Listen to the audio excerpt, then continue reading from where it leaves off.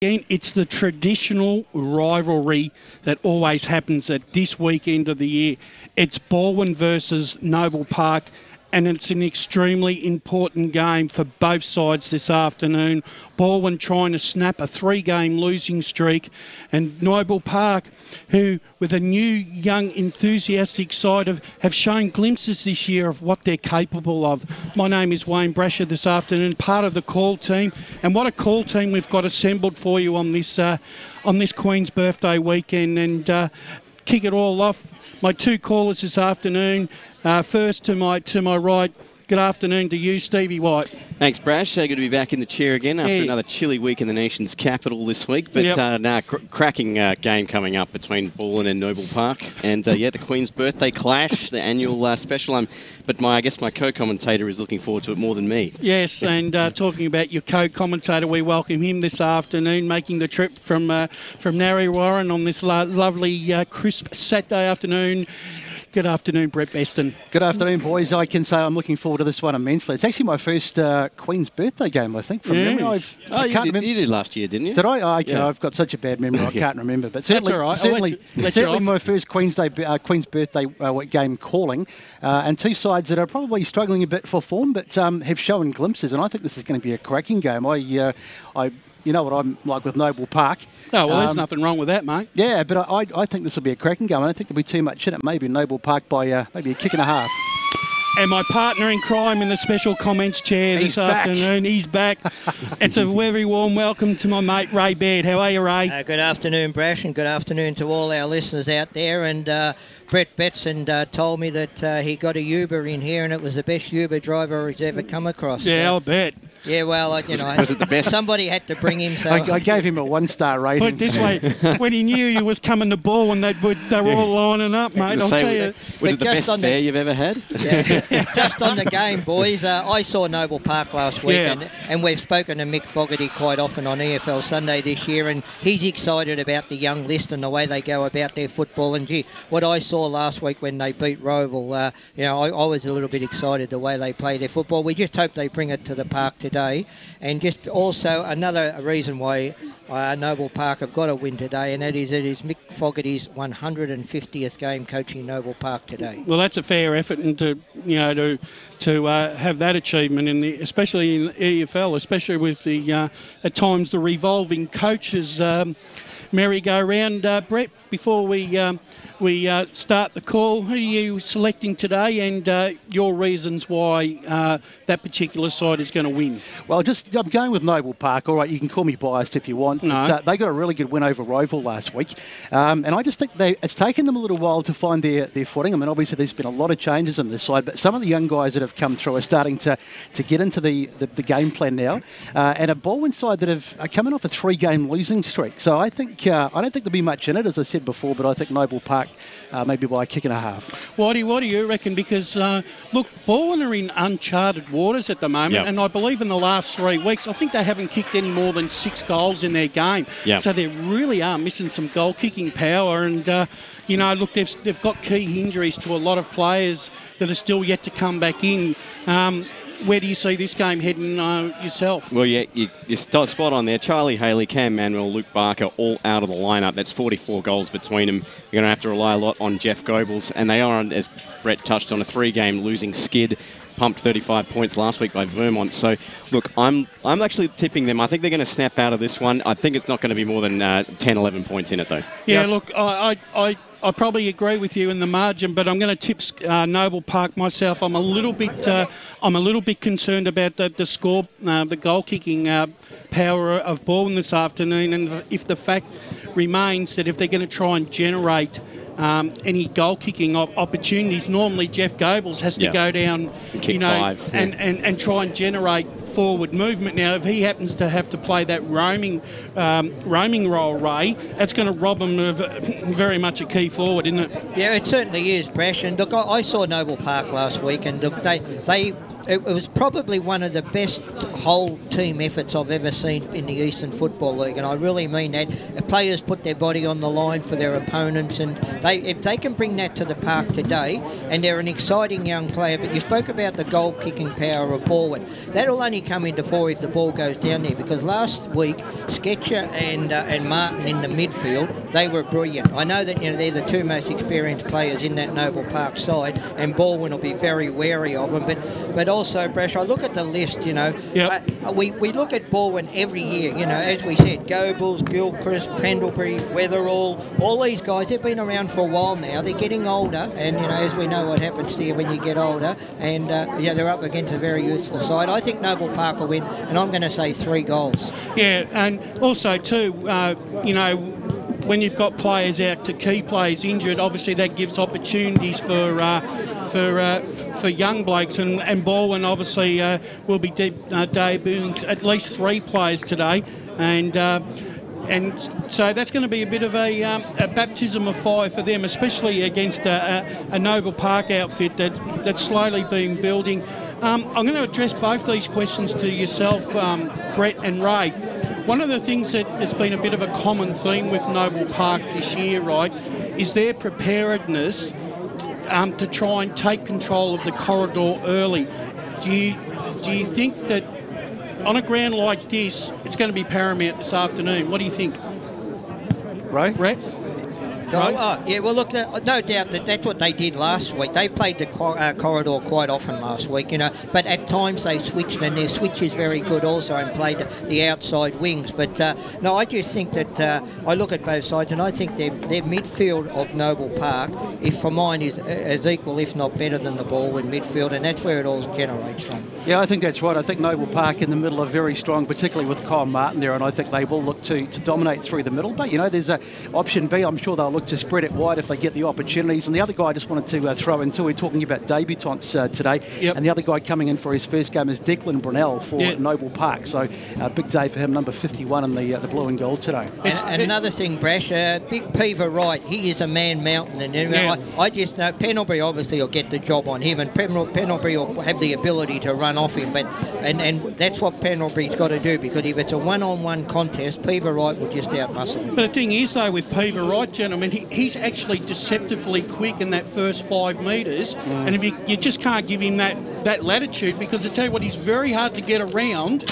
once he's in front. He is. He looks like he's. If you looked at him, he's sort of. You get the impression that he's not in the greatest shape, but obviously it's a bit deceptive. As we go boundary side for the first time, let's get down to Matt Fodia and find out what conditions are like. Hey Brett, cheers for linking me in this conversation as you boys gave your tips. I'm tipping Noble, if anyone's wondering, but also conditions are here, hardly a breath of wind. Grasses are pretty even, good coverage. Could be a nice game. There's no real conditions that should stop any attractive footy. Pretty green that grass too, isn't it, Matty? Oh, there's patches of brown, Brush, but I don't think that's to anything to do with the health of the grass. You know I'm knowledgeable about grass, but no, I don't think there's anything stopping good footy today. It should be a ripping game. The legal kind, at least. Yes. Actually, believe it or not, the Baldwin football ground is in very good nick. I've seen it in worse nick, and it's actually in pretty good nick here this afternoon, gents. So looks like we're just about ready to kick the game off. And Steve and Brett, it's over to you to call the big clash this afternoon, Balwyn versus Noble Park. Thank you, Brash. Of course, the big Queen's Birthday clash, two of the traditional heavyweights of the Eastern Footy League. Neither side travelling, you'd say, at their absolute peak so far this year, but I'm sure both are starting to find a little bit of form in the last week, or particularly Noble Park, probably more so. But don't discount Baldwin in this particular clash. They're at home, and they'll be smarting after those 3 losses. So good crowd in as we just look around the ground. There's a few spots, but not too many, as the siren just about blasts our eardrums out. And it's going to be Byers to go up in the ruck up against Anderson for the first time. Ball goes to ground, and it's going to be wrapped up well and truly in there. And we'll have our first secondary ball up of the game. So a big battle in the midfield today. Which way is it going to go? Up it goes again. This time the tap down, I think it was Byers again who gets it down. Ball comes out. Now Noble Park just trying to work it. Ball in possession now. Quick handball off. This is good from Noble Park as they spread it wide. That's Garnham loses contact with the ball, but it's in the hands of Aganustu. Gets a kick forward. Can they get a mark? No, back there and spoiling it was Weatherall. And he sees it over the line for the first minus score of the game at least. It's a point to Baldwin. Both sides lining up as a spare man in defence, filling that hole in front of the forwards, boys. Correction, it's actually out of bounds, as you were. So the boundary throw in deep in the forward pocket here. And Anderson lost a tap out there to right. And that one is rushed over the boundary line, actually into the post, and we'll get take 2 on that boundary throw in. Yeah, Kyle Martin matched up by Liam Fraser this afternoon. That's a good matchup, and there's plenty of good matchups here this afternoon. Tommy Wilson tracking on Jackson Sketcher. As Kyle Martin tried to burst through the pack, we'll have a ball up for a change of stoppages here. Just a minute 20 played here at Baldwin, and then comes right into the ruck, taps it right down. Cross couldn't get a hand on it, neither could Anderson. Cross finally gets the kick out now. He did a great mark going back with a flight taken there by Ali Zijai, and he's going to go back from about 45 out. And when I say that at Baldwin, that probably means about 25. So on a slight angle, had this issue the other week out at, was it North Springwood? This guy is Lilydale. Lilydale, that's right. He really has come of age, young Ali Zijai. I remember in his under-19 days, he was a superstar, and he's probably been one of the young guns that has led the resurgence of the Noble Park Football Club. So when he comes, the kick is just off to the left, and just the minor score. The first one of the afternoon. Noble Park 1 behind. Baldwin yet to score 2 and change played here on the Bendigo Bank scoreboard. I think one of the things Noble Park will want to do this afternoon is try and contain the run of Tregear and Taylor Gilchrist out of the back line. Well, just as you speak, Brace, Weatherald has just kicked the ball straight into the arms of number 51 for, who was that? Declan Brunel for Noble Park. Yes, it is, yep. Brunel, just down the bottom of the list, couldn't see him there. The first gamer, and what an absolute gift. You'd think he would kick this, but there'll be a few butterflies roaming around in the stomach. Here he comes. Jackson Weatherwood, what a shocking mistake. Needs the kick. Yeah. And I think he sprayed it. No, he's got it. He's got it. He's got it. It's a great start. The young man, Declan Brunel, playing his first game, and he has the first major of the day, and it's Noble Park ahead 1-1-7 to no score on the Bendigo Bank scoreboard. An interesting move there by Baldwin, guys. I see that Pendlebury's lining up here at full forward. You know, we spoke about him paying down back on Pever Wright, but they put him down up here at full forward. Yeah, Pever Wright's been roaming around a fair bit. He's been in the ruck. He's going to probably play up, forward, back, so he'll be all over the ground today. So just the start that Mick Fogarty would be asking for. Byers into the ruck here against Anderson. Just a couple of minutes played out here. Anderson wins the tap down. Doing the roving there is Martin. Gets a quick hand out, and all the way it comes out, and they hit as a Jai. At a point just a second ago, sells the dummy. Kick was smothered off the boot, and an opportunity now here for Baldwin. Hands over now here to Gilchrist. To Goebbels. Met solidly. Shook off the tackle. Almost looked like he threw it. Yeah, but got it here to Gilchrist. Shakes a tackle, and that was Wilson getting a handball over the top. And it comes out onto the wing into the pass of Eberlet. And just over the boundary line. And we're going to have a free kick. Throw is the call. Too high the tackle, excuse me. So Baldwin get a free kick on the outer side. Here comes the kick in the direction there at Goebbels. Was wrestled to the ground, and he's won himself a free. So Jeff Goebbels, no, it's gone the other way. Well, he initially signalled the other way. Yes, he did. So it's a bit of indecision from the umpires early as this one comes down and Ostu. He plays on quickly now. The kick down towards centre wing, and he finds the goal scorer for, sorry, that was Jordan Marston. And his quick kick in short. And he finds Hudson Thomas now. Thomas thought about the kick, nothing on offer. Pumps it now in towards the forward line now here for Noble Park in the direction of right. Flying at the back. Oh, what a mark. No, not paid. No, he couldn't play that. Sketcher. Well, Sketcher flying at the back. I reckon there's a few that had their hands on that one. No, there was, definitely. Let's have a look at the replay. Oh, yeah. I think Peever was going to claim that either way. But we get a play continues now. After that restart, Kyle Martin tackled over the boundary line. We'll get a boundary throw in. So good pace. This game's been played at great conditions. There is a bit of rain forecast today, but at the moment it's looking very, very pleasant here at Baldwin Park. Umpire throws it up. Peever Wright trying to wrestle in there. Doesn't get the tap on it though, and it's knocked out by Baldwin. It's O'Regan. No, it's not O'Regan. It is number 21, and that is Wilson, seeing it over the boundary line. I've got to say, I've been really impressed when Noble Park have got the ball and been able to spread. They spread it quickly, and they've actually caught Baldwin a little bit off guard with their pace. Maybe not going to use the corridor as much as we talked about in the early stages of the game. As the ball comes in, Byers gets to the front spot. Noble Park win it well. It was Sketcher in there. Now trying to get on his hands on it was, I think it was Ball. Now they get it out against Sketcher. Very close to the boundary. They'll be lucky to keep it in. And it's Martin who's taken across the boundary in a very heavy tackle. It's in front of the spectators over there. Put a push and shove. It's all handbags at 10 pace and stuff. Yeah, one of our boundary rider be amongst the action down there. Oh, he's bound to be. Oh, he'd run the other way when he saw it coming. Oh, Razor setting the tone. Here comes the throw. Anderson wins the tap down. Loose contested footy there on the deck. And no one can really get a clean hand pass out. And Herbal it finally does in the direction there of his teammate Bailey Lambert. Does the roving. He's tied up. And we'll have a ball up on the 40 for Noble Park.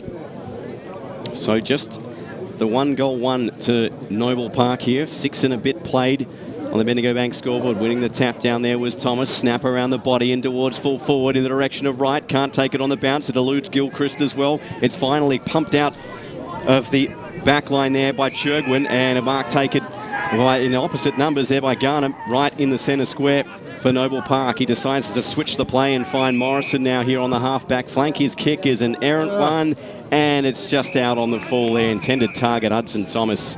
And a free kick here to Balwyn, and they're off to the races a little quickly, is Taylor Gilchrist, and they'll take it from their own 40. He decides to switch the play and go all the way back now here to Tregear. He switches in turn, finds his teammate there in Chancellor. And the kick out wide, and Baldwin build from the back. Here's Churgwin and pumps one in towards the direction there is Smith. He can't take the mark, and Bull can't take it either. Tackled solidly there, looking for the footy there is Gilchrist. A good tackle applied. Jaffa Williams tried to shake one out, and it's gathered here by Noble Park. Here comes the hand pass out to Bull. Got a couple of options. Switches across. Dangerous kick, but it was measured well. Finds Dylan Gordon. Now he's off now to Dusha on the outside. He kicks up towards the centre wing, and a contested footy and a foot race, but the ball is going to beat everyone over the boundary line, and we'll get a boundary throw in.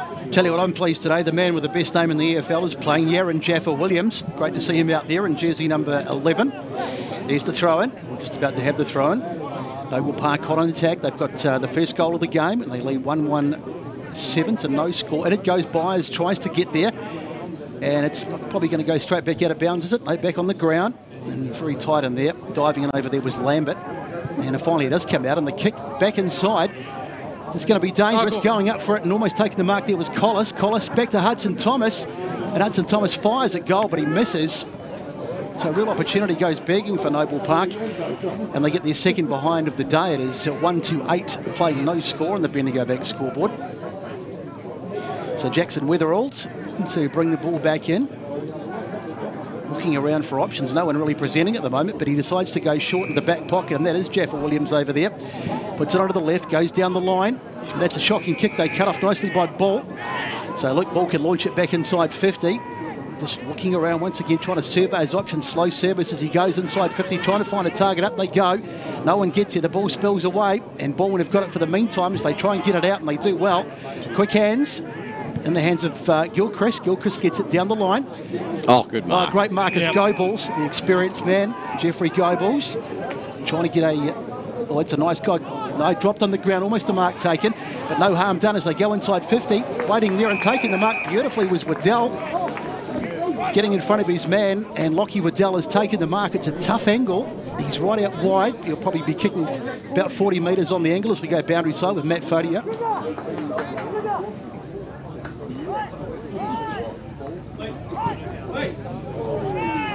So Waddell, he's put it through. I think he has. Just while Matt was talking, we lost sight of the picture there, but Waddell puts it through.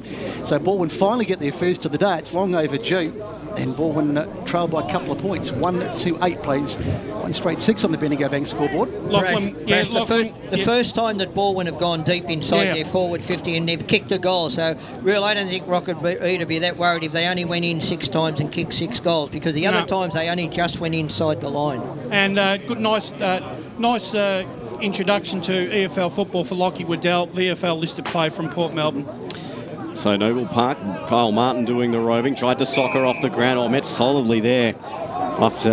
Was Fraser, and he's won himself a free kick. Just on the edge of the centre square now here for Balwyn. Here comes the kick in the direction there of the goal scorer Waddell. He couldn't take it. It's taken on the bounce beautifully and pumped in towards the full forward here for Baldwin. Hands off now. Here to Smith. He puts it through. Second goal in a minute there for the Baldwin Footy Club. And they're loving it down there on the Baldwin faithful. They're 2 straight 12. They lead Noble Park 1-2-8 on the Bendigo Bank scoreboard. Yeah, how funny is football, Raymond? You know, basically Noble Park probably controlling the opening 10 to 12 minutes, and then within a twinkling an eye, 2 quick goals to Baldwin and they're in front. Yeah, look, that was made easy though, because when the ball contest come in, I was just watching the defender in Gannon, and look, he should have gone to the ball, Yeah, he but backed off, he didn't hung he? back, and then when he did go to the ball, it left his man open, and if he'd have gone to the ball, I'm quite sure he would have got it.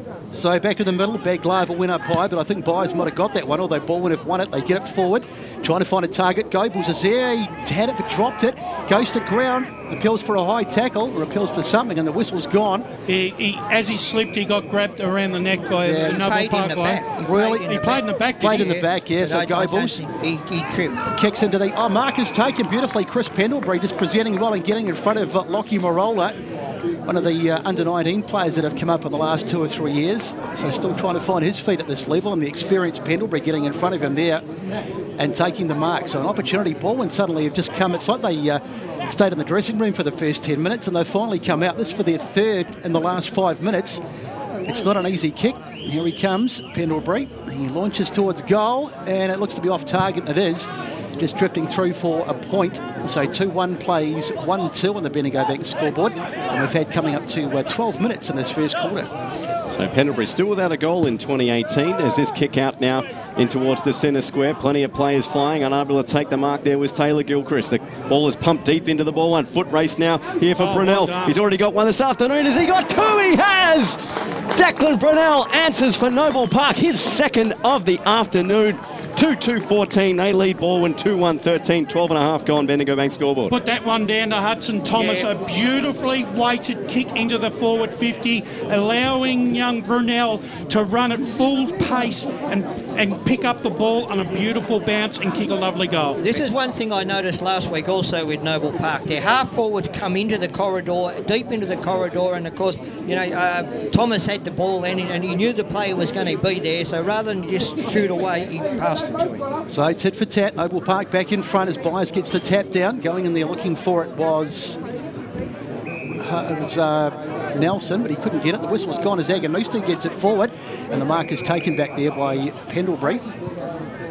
In fact, it's Weatherall, sorry. Weatherall gets it down the line. Garnham tries to shrug his man off. He does pretty well, Garnham too. Got a handball away to Nelson. Now the ball goes inside 50. It's a bit of a scrubby kick, but it might turn out all right for them. I think that little short kick into the pocket, looking for Martin. Martin taking the ground, and the tackle coming in there over the top. And we'll have a ball up as we go boundary side with Matt Fodia. Spoke about that loose man. Noble Park's man with licence to drop off his man is Munir Gunny. I think he's dropping off every chance he gets. So throwing in the forward pocket. Peaver right in the ruck. He gets up there with Baglava. Goes down there, and it's Nelson who tries to get it out, but he's well and truly tackled. And we'll have a ball up. So just a 1 point in it at the moment. Umpire throws it up again. Baglava, and I think it was over the top coming was right again. So Noble Park desperate to get this one towards goal, but it comes right across the face, and it's going to go out of bounds on the far side. So we'll have another throw-in. As Matty said, if Garnier is allowed to, is going to take risks and run off his man, Rodney Eade better go out and tell Liam Smith to make sure that that doesn't occur and make sure that there's always a one-on-one, because if Ganem's allowed to do that all afternoon, he's going to cut you up. So Wright versus Baglava in the ruck. Wright wins the tap. Tregear in there as is Declan Brunel. Willie Collis that was. Brunel right to his side. 2 goals on debut. He'd be wrapped for his first 2 kicks, wouldn't he? He's still going to be buying the drinks tonight, don't worry, rookie mistake. As this one come in from the boundary throw, tapped down there by Baglava. Wright doing the roving for a change. There's one handballed out there by Cross. He can't get anything on it, and neither can Noble Park. It traverses the boundary line for a boundary throw. So 14 plays 13, 15 minutes gone. If you're listening on Radio Eastern 98.1 or streaming around the globe, efl.org.au. Just the one game in the Eastern Footy League this Queen's Birthday weekend as Wright gives it the two-handed pump right back over the boundary line, and we'll have yet another boundary throw in. Yes, we go to all corners of the globe. Yep. No Barry Cotts with the score centre this season. I'm looking forward to this. Barry. It's just it's not the same without him. Yes, thanks, guys. As this one moved here by Wright. He's going to kill me next week. As a tap one down here by Noble Park. Here's Cross now doing the roving for Baldwin. Kicks it up towards the half-forward flank. Trying to take the mark at the back there was Braden Haynes. He gets dragged to the ground, and yes, he's won a free kick, held without. And about 55 or maybe probably 70, I would say, from home. Tell you what, there's a nice size about this young man. Very mobile too, Brash. Here's Haynes' kick in towards the forward line here for Noble Park. Well, a bit of a dispute as to who was going to take it. Pendlebury finally did, and he wins the footy, but is told to come back.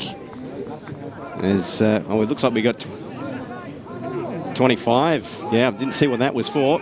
But Pendlebury's going to take it now, edge of the centre square, across the half-back line here for Baldwin, switches it to the other side of the centre square, and it comes now deep in towards the forward line in the direction of Pendlebury. Almost took it one-handed, but it looks like he's won himself a free kick. And looks like the offender on that occasion, Ryan Morrison. And no, umpire's pulling it back. Actually, this is a really good match. Morrison's had a fantastic year at fullback, and he's kept some of the league's best full forwards, down to minimum goals. He's got a good match-up again this afternoon. Chris Pendlebury, a very experienced footballer, and they're both around the same size, Ray, so he just can't afford to manhandle him, can he? But I think one advantage of Pendlebury is he's got a huge leap. He has, hasn't he? Off 2 steps, he's a great mark. So Pendlebury, he'll line up from 35 out, slight angle. His kick is straight through the middle, and that's his first of the afternoon and his first for the 2018 season. 19 plays 14. Baldwin hit the front. 17 minutes gone. Bendigo Bank scoreboard. Yeah, it's very handy to have a premier fullback being able to be swung down the ground and able to kick a few, the odd goal here. Mother is a necessity of all invention, eh, Ray? Well, he is a very versatile player. He can play almost in every position on the ground. So back in the middle, up it goes. Getting up there and getting the tap down nicely was Anderson, and it's going to probably not come out of there. Free kick, in fact, on the ground. Noble Park players screaming at the umpire, but he's not interested as the ball goes forward. It's a scrubby old kick looking for a target. Going in there trying to cut it off. Gone. And that'll be holding the ball against Bolt, taking the ground. Well, he didn't take the first option there, young Luke Bull. He didn't take that first option and then all of a sudden tried to beat the pack, and he got penalised. And so, Brett's man's got the free kick. Yeah, the man with the best name in the EFL, Yaron Jeffer Williams. I don't know. Jake Gaines as a surname is pretty good. It's not a patch on Jeffer Williams. Every time I hear his name, I want to eat him dessert. Here he comes, Yaron Jeffer Williams. He's pretty handy position. He's almost straight out in front, and he's got it. You can tell the crowd going absolutely mad almost as soon as he kicked it. So Yaron Jeffer Williams puts it through, and Baldwin really getting a bit of a roll on here. That's his first of the day. And they jump out to a handy lead too. It is 4-1-25 playing 2-2-14 on the Bendigo Bank scoreboard. Yeah, I don't think Baldwin have seen the best yet of Yaron Jeffer Williams. He's a very he's come to Baldwin with highly credentialed, and we probably just haven't seen enough of him. But when he has played, apparently from all reports, he's a very highly skilled footballer. So Gaines into the ruck now for Noble Park. The tap one down. And we've got a free kick straight out of the centre square, going the way of Noble Park to Jackson Sketcher. Probably a square up, I reckon, from that last one. The Sketcher's kick is short. Just, that's almost giving away as Lambert takes the mark in the centre square. Almost conceded 25 there, did Baldwin. Here's the kick deep in towards the forward. Pie flying at the back and unable to take it. There was Willie Collis. The hands out now here to Kyle Martin. His kick in towards goal is way off target, out on the full. Should have done better with that. That wasn't very good there by Kyle Martin. He should have directed it to the top of the square then. Look, he's a great player, Brash, but I still think that sometimes he plays for himself a little bit. So Weatherald will bring the ball back in deep in the back pocket now here for Baldwin. Goes in short, finds Tommy Wilson. And looking for options upfield. Not much on offer, so kicks it up in towards the direction there of his teammate Mark O'Regan. He kicks it now up towards centre wing, looking for Jaffa Williams. Shot probably what he should have taken. Laying the tackle there was Haynes. Baldwin come away with a footy. Here's Jaffa Williams, so boasting through the centre square. Kicks in towards Pendlebury. Takes the mark. 40 from home. And he decides to steady the ship and go back and have a crack. And why wouldn't you after you kicked your first goal of the season just 3 minutes ago? So he's almost directly in front, about 45 out from home for Baldwin. Well, Chris Pendlebury completely outsmarted Ryan Morrison there. Pendlebury pushed him back and then made the quick reversal and was right on that lead.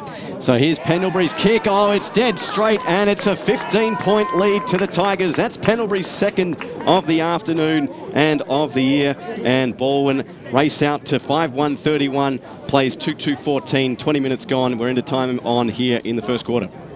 Well, the midfield's already turned out to be where the battleground, it looks like it's going to be won this afternoon. When both sides have got it out of the centre, they've been able to score. And in this case, Baldwin just seemed to be able to, they're playing a little bit more cleaner. So back in the middle, Noble Park will be a little bit shell-shocked as they go up, and it's knocked down there by Anderson. And it's on the boot, put forward. Can they get a mark? Yes, they can. Nicely taken by Collis. Collis gets onto his left foot, goes towards full forward. Can he hit a target? Should have been taken there. I think it was Smith that really just let that one bounce instead of really going for the ball. I don't reckon no one talked to him then, Brett. Yeah, it looked like he was almost right beside it. Didn't they? Yeah, absolutely. A bit of lack of communication maybe will cut him some slack as the ball goes up. Wright gets the tap in the ruck contest. Probably not going to come out of there though, and it's wrapped up nice and tight. Churgwin it was who had the ball at the end. So Noble Park, they could do with a goal here. They've just slipped off the pace in these last few minutes. Peever Wright takes it out of the ruck. His kick is smothered, and Baldwin able to get it away. Jaffa Williams is there. He's having quite an impact in the last few minutes. It's a nice little tap out to it, and once again it's worked down the line. It's Waddell, and it'll probably go out of bounds on that far side. I think it will. Yep, absolutely in front of the spectators. So we've had nearly 22 minutes played in this first quarter, and it's been Baldwin's back end of the quarter. They've got themselves into a 17-point lead, so Noble Park wouldn't want to concede any more points. Mick Fogarty might be a little bit concerned. So in comes the boundary throw. Anderson in the ruck against Byers. Probably got a little shove. The kick now in towards half forward now here for Baldwin. Fisted back down there by Haynes. And away come the Noble Park Bulls. A good handball over the top by Ball. It gives it down to Byers. His kick now in towards the forward line. Good spoil from behind. Dragier couldn't take the crumbs. Loose footy on the deck. It's picked up now here by Smith. His kick in towards goal. Oh! Contender for goal of the day by Jared Smith.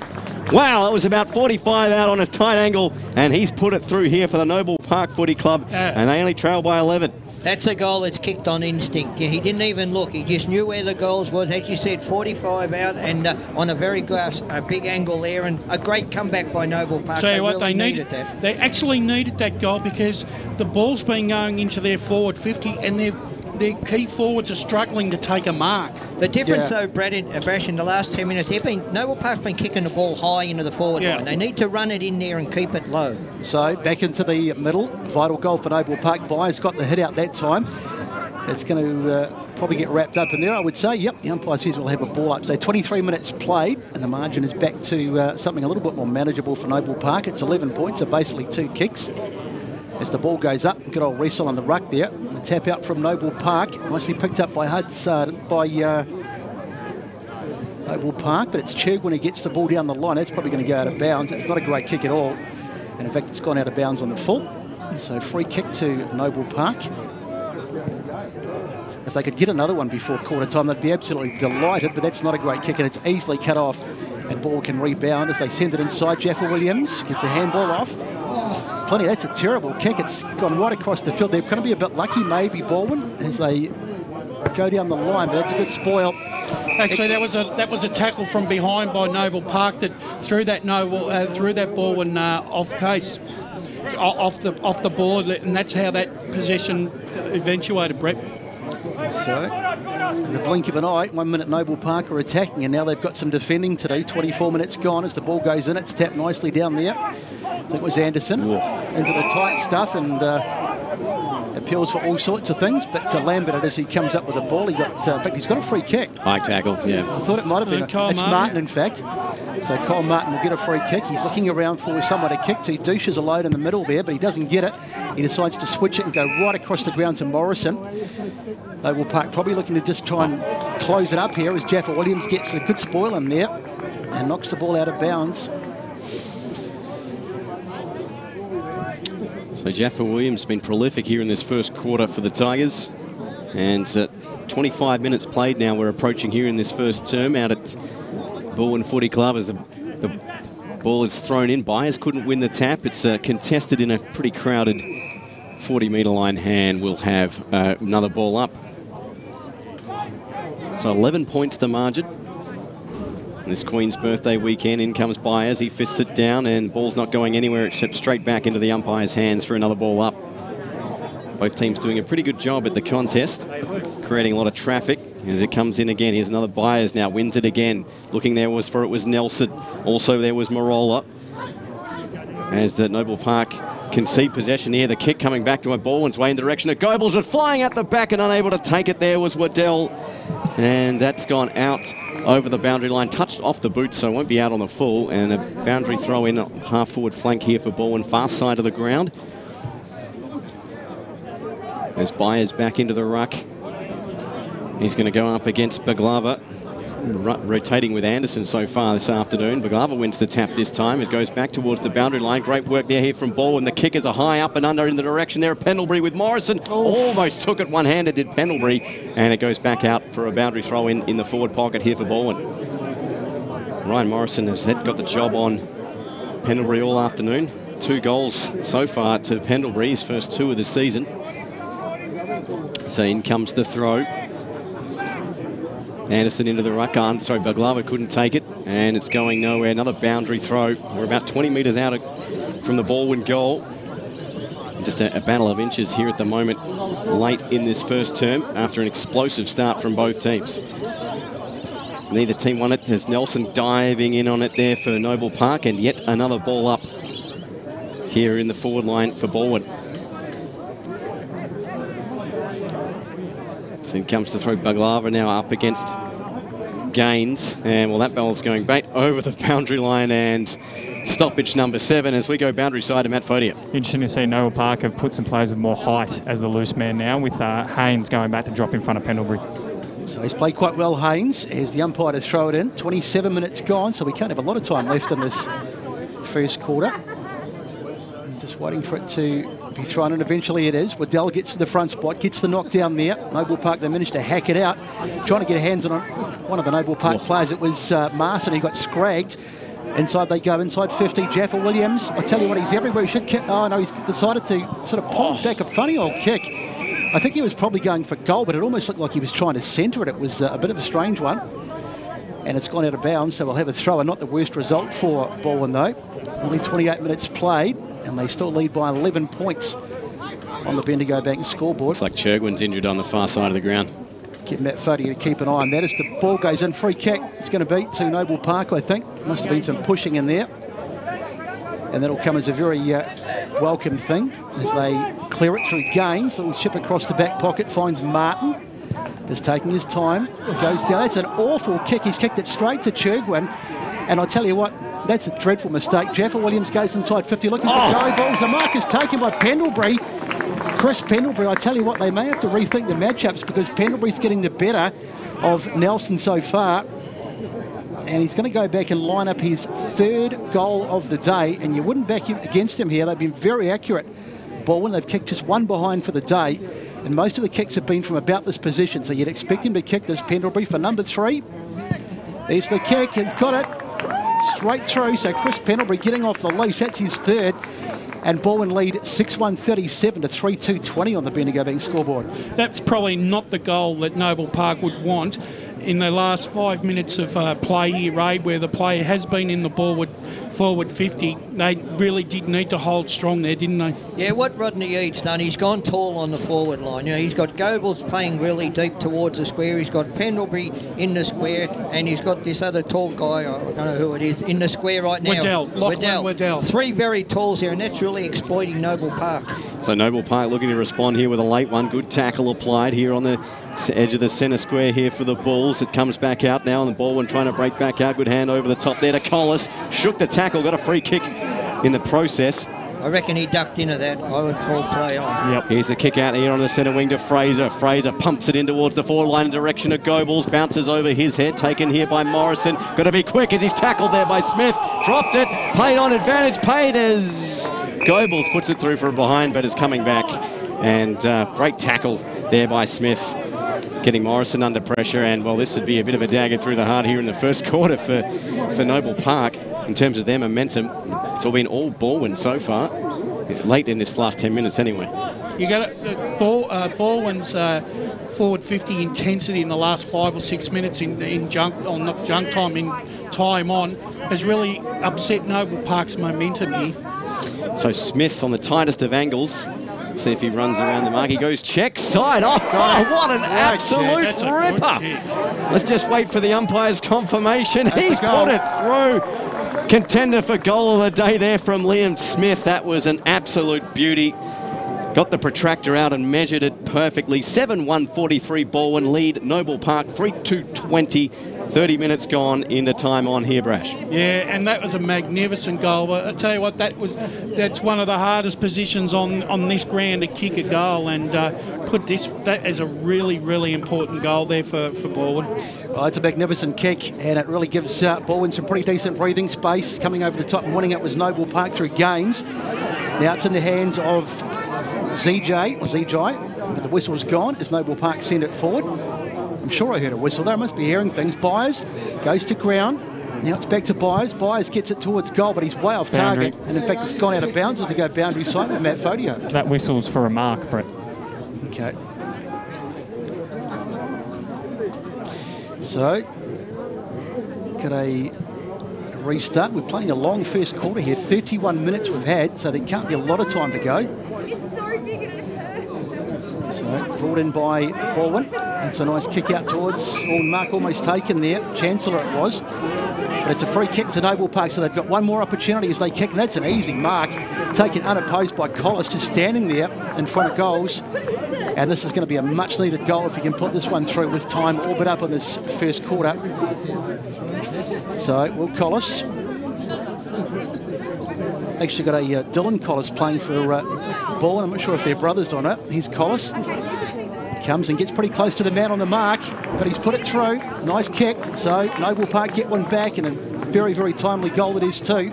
7-1-43 plays 4-3-27 on the Bendigo Bank scoreboard, and we're deep into time on now. 32 minutes gone. That's a great time to get a goal, Brash, when you're down and you're right at the end of the quarter there, and they're fourth for the quarter. Actually, it's actually a bonus goal, Ray, because how often does a quarter go 32 minutes and you're able to score a goal? True. Fourth quarter of the 2005 Grand Final against Swans. That's I only know that being an Eagles fan. We were wrong. Here we go. Leo, marry each heart out. 7-1-43 plays 4-3-27. 33 minutes gone, first term, and in comes the tap. One by Byers, roved well there by Martin. High up and under in towards the 40-metre. Great mark taken to the back there by Marston, but he's given the free kick away, pushing out. As Gilchrist has the ball now here for Baldwin. He pumps one towards the centre wing on the far wing there in the direction, or intended target there was Waddell, but taking it now it was Gilchrist. Gilchrist now about 100 metres from home, and not much on offer. So he's been a bit quiet this quarter, Rennie's just, it looks like he's just going to work his way into the game this afternoon. And another kick in short, and Baldwin just playing the possession game here, waiting for that siren. I think the timekeeper's watch has stopped. He's probably out getting a burger. Here's one back now here to Tregear. Well, I'm sure I will be at the first quarter break, but as we approach 34 minutes, Tregear's long, low kick in towards the direction of Waddell. He takes the mark. Gee, you won't get much change out of a tenner there, mate. As the kick comes in the direction there, but taken there by Gaines here on the half-back flank. As all the Tranby Burgers rating number one so far. There it is. First, their quarter-time siren sounds here between Baldwin and Noble Park, and we finish 7-1-43. Baldwin leading Noble Park 4-3-27 on the Bendigo Bank scoreboard, Brasher. Yeah, a great quarter there by Baldwin.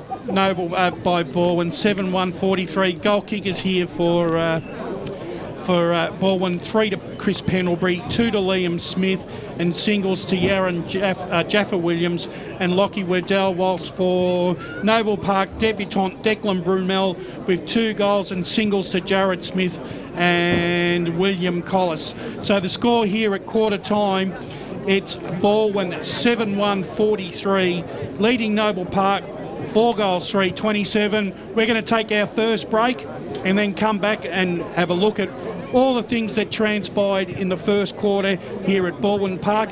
It's game day. It's on Radio Eastern 98.1. It's Baldwin versus Noble Park. A scent or a song or a food that reminds me of someone. Lavender reminds me of my grandmother. There's albums, when I listen to them, I think back to my dad playing them to me. Vanilla perfume reminds me of my mum. The smell of Yorkshire pudding reminds me of my old man. He was a great Yorkshireman. An Italian pasta dish reminds me of my grandmother. Be remembered for the greatest moments in your life. Find out more at tobinbrothers.com.au. Tobin Brothers Funerals, celebrating lives. Program sponsor. The best EFL rap on radio. Don't miss EFL Sunday. From 10 till 12 every Sunday morning, the EFL media team bring you all the final scores, goal kickers, best players and ladders, following a big round of EFL footy. The gang talk to the biggest names from across the league each and every week. EFL Sunday, from 10 every Sunday morning on 98.1 Radio Eastern. G'day, Billy Brownless here from The Footy Show. KFC Almost Footy Legends is back in 2018 and we're searching for the best highlights from local footy. Head to 9now.com.au/AFL Footy Show and upload your entry for a chance to win $35,000 cash plus a year's supply of KFC. Program sponsor. Never miss out on the latest information on the Eastern Football League through the league's social media channels. Live updates, information and scores through the league's Twitter account. If you have ideas on how you want to be celebrated and you don't express them with others, they won't know. So you may not always get what you had in mind. Yeah. I'm just thinking for my parents. I wouldn't want to do something that they wouldn't have wanted. And I don't know if they've put these plans in place. Even simply, do they want to be buried or cremated? Yeah. Have an open and honest conversation with your loved ones and start pre-planning your funeral today. Find out more at tobinbrothers.com.au. Tobin Brothers Funerals, celebrating lives. Program sponsor. Nothing better than a companion to keep you up to date with all the latest when you're at the footy. Better still, one that fits in your back pocket. The Eastern Footballer is a must-read. All the latest information, team lists, feature articles and much, much more. Pick up your copy this weekend as you love it local across the Eastern Football League. Something nice that I have done for someone, I have bought a meal for a homeless person. I always offer to pick people up from the airport. I went out with a friend last night. Just being there and listening to what she was going through, I think made all the difference. I'll write like a little note and put it in the mail. Might just be like, hi, I'm thinking of you. I took my girlfriend to dinner last week. That's pretty notable for me. At Tobin Brothers Funerals, they know that every life is unique and they think that every celebration should be too. Find out more at tobinbrothers.com.au. Tobin Brothers Funerals, celebrating lives. Program sponsor. EFL Saturday Game Day continues. Let's head back and go local for your footy. Welcome back. The big Queen's Birthday weekend game here. The traditional rivals, Baldwin and taking on Noble Park. And at quarter time, Baldwin holds sway by 16 points.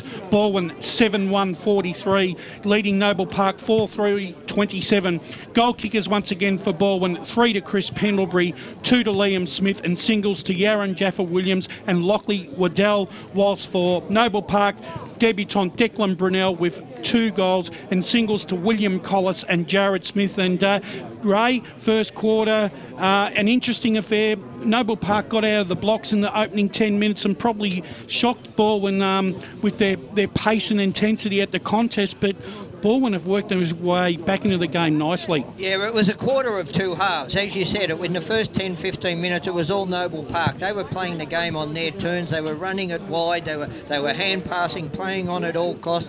And then all of a sudden, halfway through the quarter, Pendlebury started standing up and giving them a target at full forward. They seemed to go down the corridor quite a lot, obviously, there, and they were bypassing their normal goal kicker in Jeff Goebbels and going to Pendlebury, and it's a concern for Mick Fogarty. I noticed now that he's put William Collis onto Dylan Gordon onto Pendlebury, so we'll see whether or not he can contain him.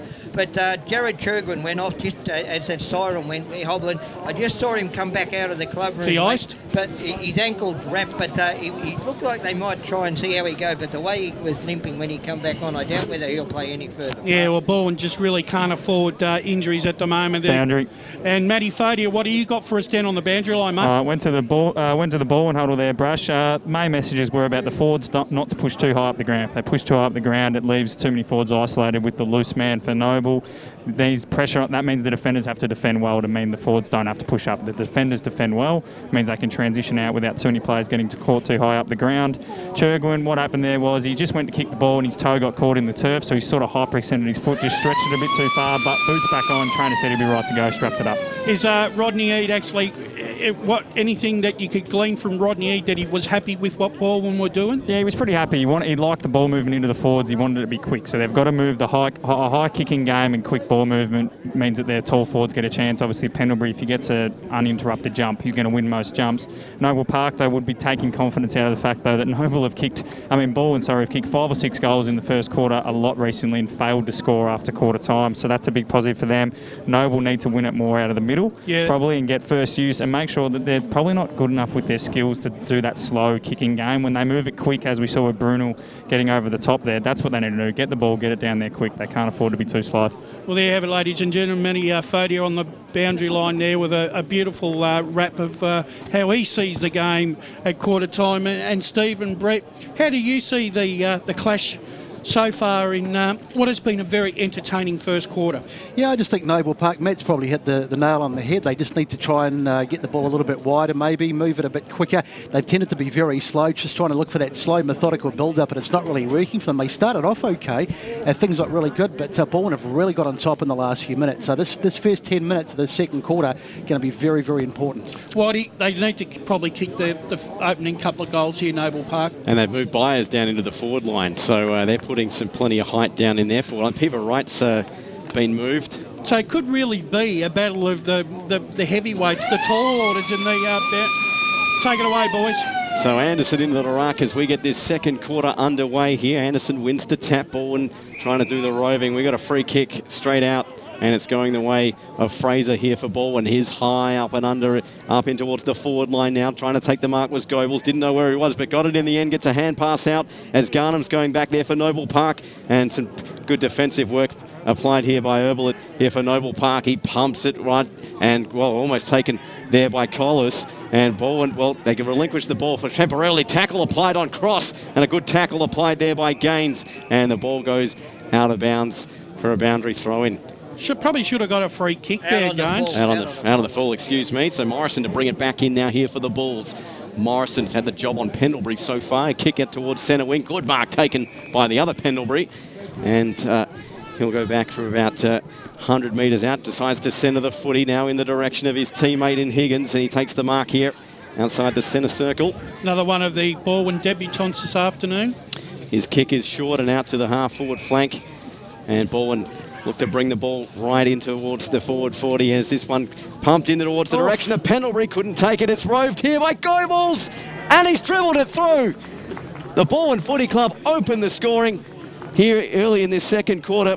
1:20 played. It's 43-27 here on the Bendigo Bank scoreboard.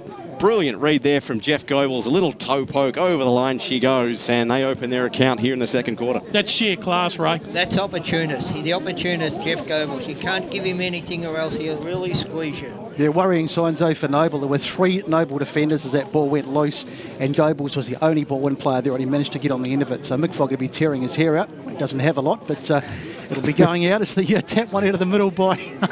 I can't really talk. Tom Wilson gets it forward. Jaffa Williams is there, but he's not in the contest as the ball is knocked down inside 50. Hacked off the ground. It's all a bit bobbling around like a pinball, and in the end it's out of play. Was that Liam Smith that tapped that back in? That was a brilliant play, but I think Goebbels tried to soccer that off the ground. I think he did. Rush. So, bringing it back in, taking an age to get the kick away as Gordon decides to switch it. He goes right across the other side, and almost taken there. It's slapped forward by Gaines. Happy just to see it out of bounds.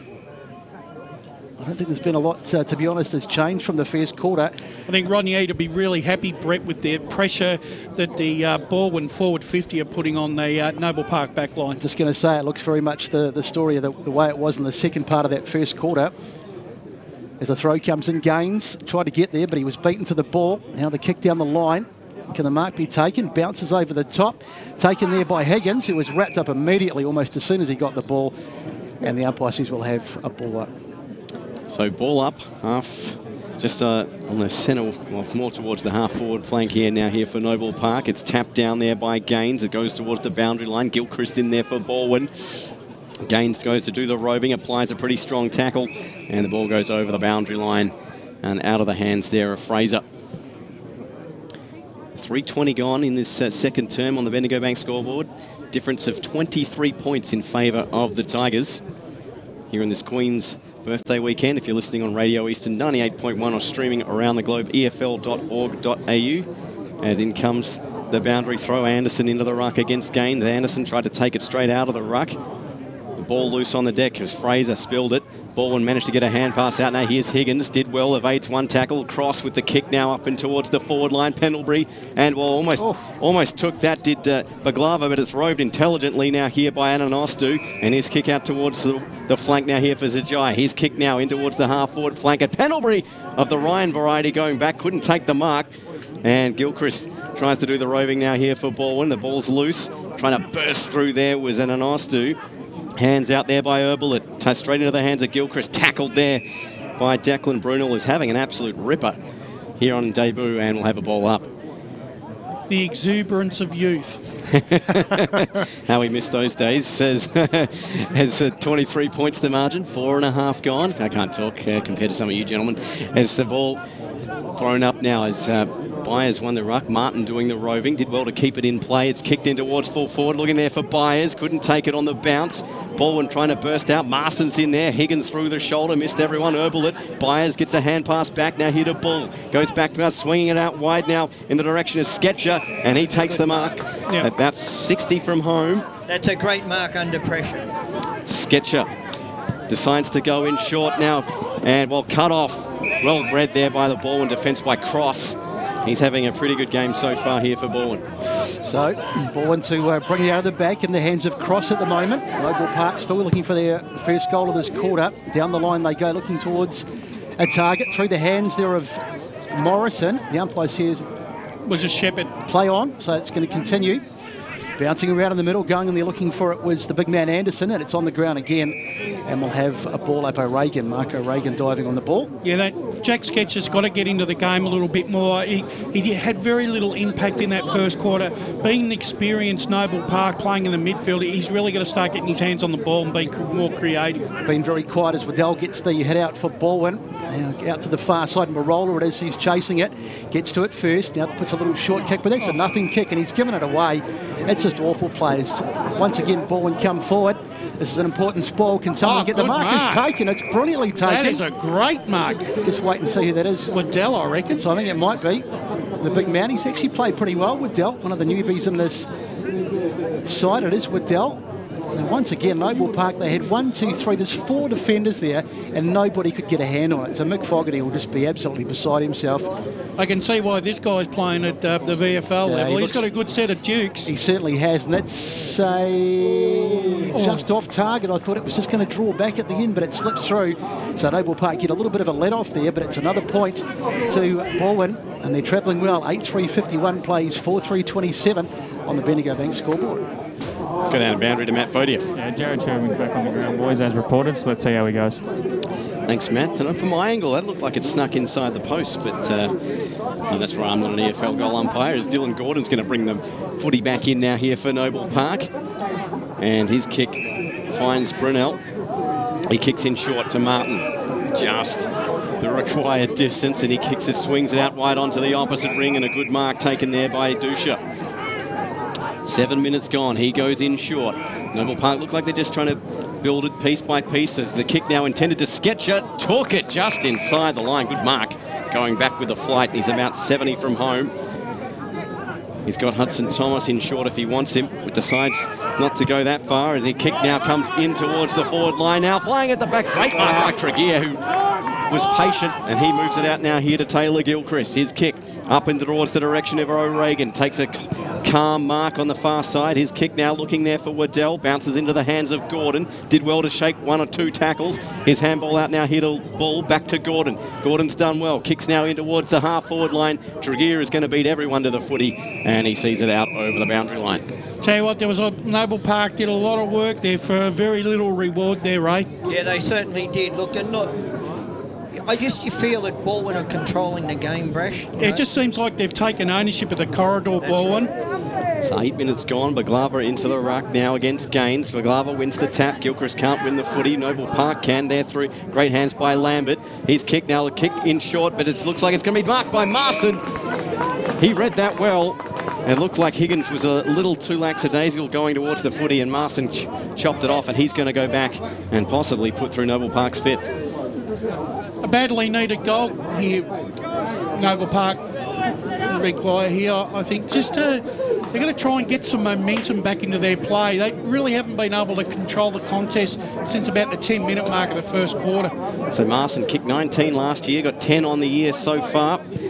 Looking for his first this afternoon, and that's not going to be it. And he's missed to the far side. Just the one behind here for Noble Park. They move to 4-4-28, trailing ball on 8-3-51 on the Bendigo Bank scoreboard. Rash, the player who kicked that little short pass was Bailey Lambert. Yep. Now, last week he was fantastic in all 4 quarters. He's another player that Noble Park need to get back into the game. So the missed opportunities will kill you as Jackson Weatherald puts the ball onto the left boot, kicks out towards the wing. Up they fly. No one gets hands on it. Pendlebury was there, and it's seen over the boundary line in front of Rennie Gilchrist. We've had 9.5 minutes in this second quarter. It seems like that Rennie Gilchrist now sort of playing that sweeper half-back, just drifting into the midfield when required role now.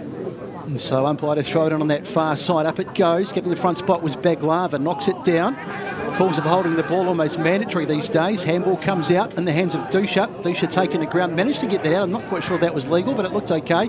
As the ball comes forward into the contest, coming over the top strongly was the big man Higgins, I think it was, and slapped out of bounds. Dylan Collis. Dylan Collis it was. Yeah, went back with courage too. So, another boundary throw in. Noble Park. Hudson Thomas thinking that he should have got a free kick then. He might have been right, actually, but umpire didn't see it that way. Byers, that time it was. He got the knockdown, but it's won by Baldwin again. Tregear gets a kick out. Not a terribly good one. In the hands now of Smith. Smith goes down the line. Can he find a target? Looks to be plenty of Noble Park players back there, and the punch and the spoil sees the ball out of bounds. Haven't seen Peever Wright at all this quarter. He must be on the bench. Let's go down to Matt Fodia. Okay. See, you wouldn't miss him either. Is he looking ready to go there, Matty? Who's supposed to be coming off, but they're taking their time. So here comes the kick in towards the forward line now here for Noble Park. Looking up for a Thomas. Looks like Tregear was going back. Well read there by Marson. His hands out ahead of Lambert. Smothered brilliantly off the boot there by Gilchrist. It moves out towards the boundary line, but it's kept in there here by Tregear, who was actually the proprietor of previous smother. And Baldwin have the footy now on the half-back plank. The kick now in towards the half-forward line. Plenty of players up. Jaron Williams does the roving. It's a handball out now here to Smith. He gets wrapped up there. Manages to get a hand pass out now here to Cross. It moves out now here to Fraser. He puts one on goal and he's put it through. Great end-to-end stuff there from Baldwin, and they kicked another one here in the second term. They move to 9-3-57. Playing 4-4-28. We've played 11.5 minutes. Yeah, that really hurts you, Ray. Noble Park fighting extremely hard. No clean possession in their forward 50. All of a sudden, Baldwin get a break and just quickly move the ball through the midfield, and then all of a sudden, a goal. Yeah, it was workmanlike the way they got that goal. I just think of myself the same thing. Noble Park's entry into that forward, they're just bombing the ball away and not giving their forwards any opportunity. So back in the middle. Here's the ball up. They go for it. I think it was one, might have been just Noble Park hand on that one as Lambert gets a kick out. Now the ball hurried forward. Can they get him marked? There's plenty of Baldwin players back there, but he goes right over the top. Chasing back there for it was Churgwin. Saw him injured a little while ago, but he seems to be okay now, and the kick finds the boundary line just in front of Dylan Collis. Yeah, looks like he has recovered quite well there, Jared Churgwin. Oh, he's pretty ginger, I reckon. It's going to need the extra cold at halftime. Oh, they'll give him a jab. Or 5. Don't talk about jabs. Not a good topic. There's Churgwin on the ground again. Now it's won by Baldwin. They're starting to win the ball a lot around the clinches. That's a good mark taken there by Collis. Collis, little short kick inside, finds Tregear. Tregear, they're going with these short kicks and it's working out pretty well for them too. Now it's back to O'Regan. O'Regan goes wide. That's another mark really taken. good play there. They've really opened it up, haven't they? They did. They just opened Noble Park right up there through the midfield. And Jeff Goebbels once again on the end of another piece of brilliant Baldwin play from the back line. We've seen him kick some big goals over the years, Jeff Goebbels. He's more than capable of bringing up the torp when he needs it, but I think he's just going to go with the conventional drop punt on this occasion. Maybe he could get the BWS tones out here, Brad. Here he comes, Goebbels. Here's the kick. He's kicked from about 55. It's a long kick, but it's just heading across the face, and it'll go through for a minor score. Certainly had the distance, but just not quite the accuracy. And Baldwin extend their lead to 30 points, 9-4-58, plays 4-4-28 on the Bendigo Bank scoreboard. Yeah, something needs to change here for Noble Park to get back into the contest, because at the moment, Baldwin seemed to have it all over him. Oh, terrible kick in there from Gordon. Morrison now tries to rogue the crumbs. Picked up now here by Martin. He swings it out now here to centre wing, and unable to take the mark is Declan Brunel, and it spills over the boundary line. Well, almost another costly mistake there from Noble Park. Cole Martin's winning enough of the ball, but they just can't take advantage of what... He's playing a lone run out there. No one. He needs his teammates to step up and give him a hand. So Anderson back into the ruck now here for Baldwin. And in comes the throw from the boundary line. Anderson wins the tap. It falls right into the hands there as Sketcher, but Noble Park get a kick up now into the direction there as Smith. It's punched away and roved now here by Rennie Gilchrist and smothered brilliantly there by Luke Nelson. And over the boundary line it goes. So we've played 14 and a half minutes here on this Queen's Birthday weekend. Baldwin and Noble Park, 30 points the margin in favour of the Tigers. The throw was a little short. The umpire says play on as the kick now towards the direction of Jaffa Williams, trying to do the roving in hot pursuit. Left the ball behind, brilliantly smothered there by Court.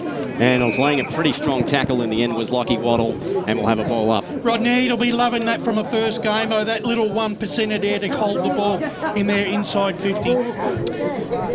Sort of been the theme for some of these debutants this afternoon with Declan Brunel as well, as the hand comes out and Jeff Goebbels puts one on goal. It's trying to travel in towards full forward. It's bouncing here to Jaffa Williams, can't take it on the flight, and kept out now here by Dylan Gordon, manages to get foot to ball. It comes straight now into the waiting hands of Wilson, and out now here to Waddell, and well, Noble Park got out of jail on that little bit of play, and we'll have a boundary throw in.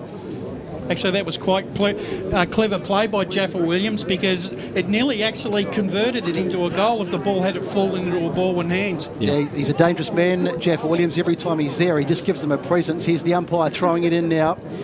Trying to wrestle his way to the front spot there was Anderson. And the ball back into the tight stuff. Nicely picked up there by Cross. Noble Park trying to get it out now. Sketcher gets a handball off. They can just try and get this out. That's a nice hand pass too. Finds Agnestu.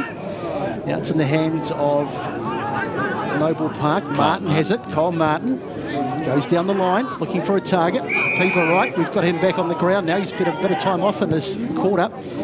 Now they look to kick forward. Can they get a target? Once again, there are plenty of Baldwin players back there, and they spoil it really nicely. That's good work taken there by Higgins. He sets off in the middle of the ground. That might be holding the ball, I think. Yeah, great really good tackle. Great tackle. Jacob Dusha it was who made the tackle. Really good tackle. A little bit of inspiration there. Maybe that'll fire his teammates up. The kick forward, looking for Hudson Thomas. He can't get there. Now it's back inside to Tregear. Downfield. Gets it off. And easily, once again, they'll come out of defence very comfortably with Gilchrist.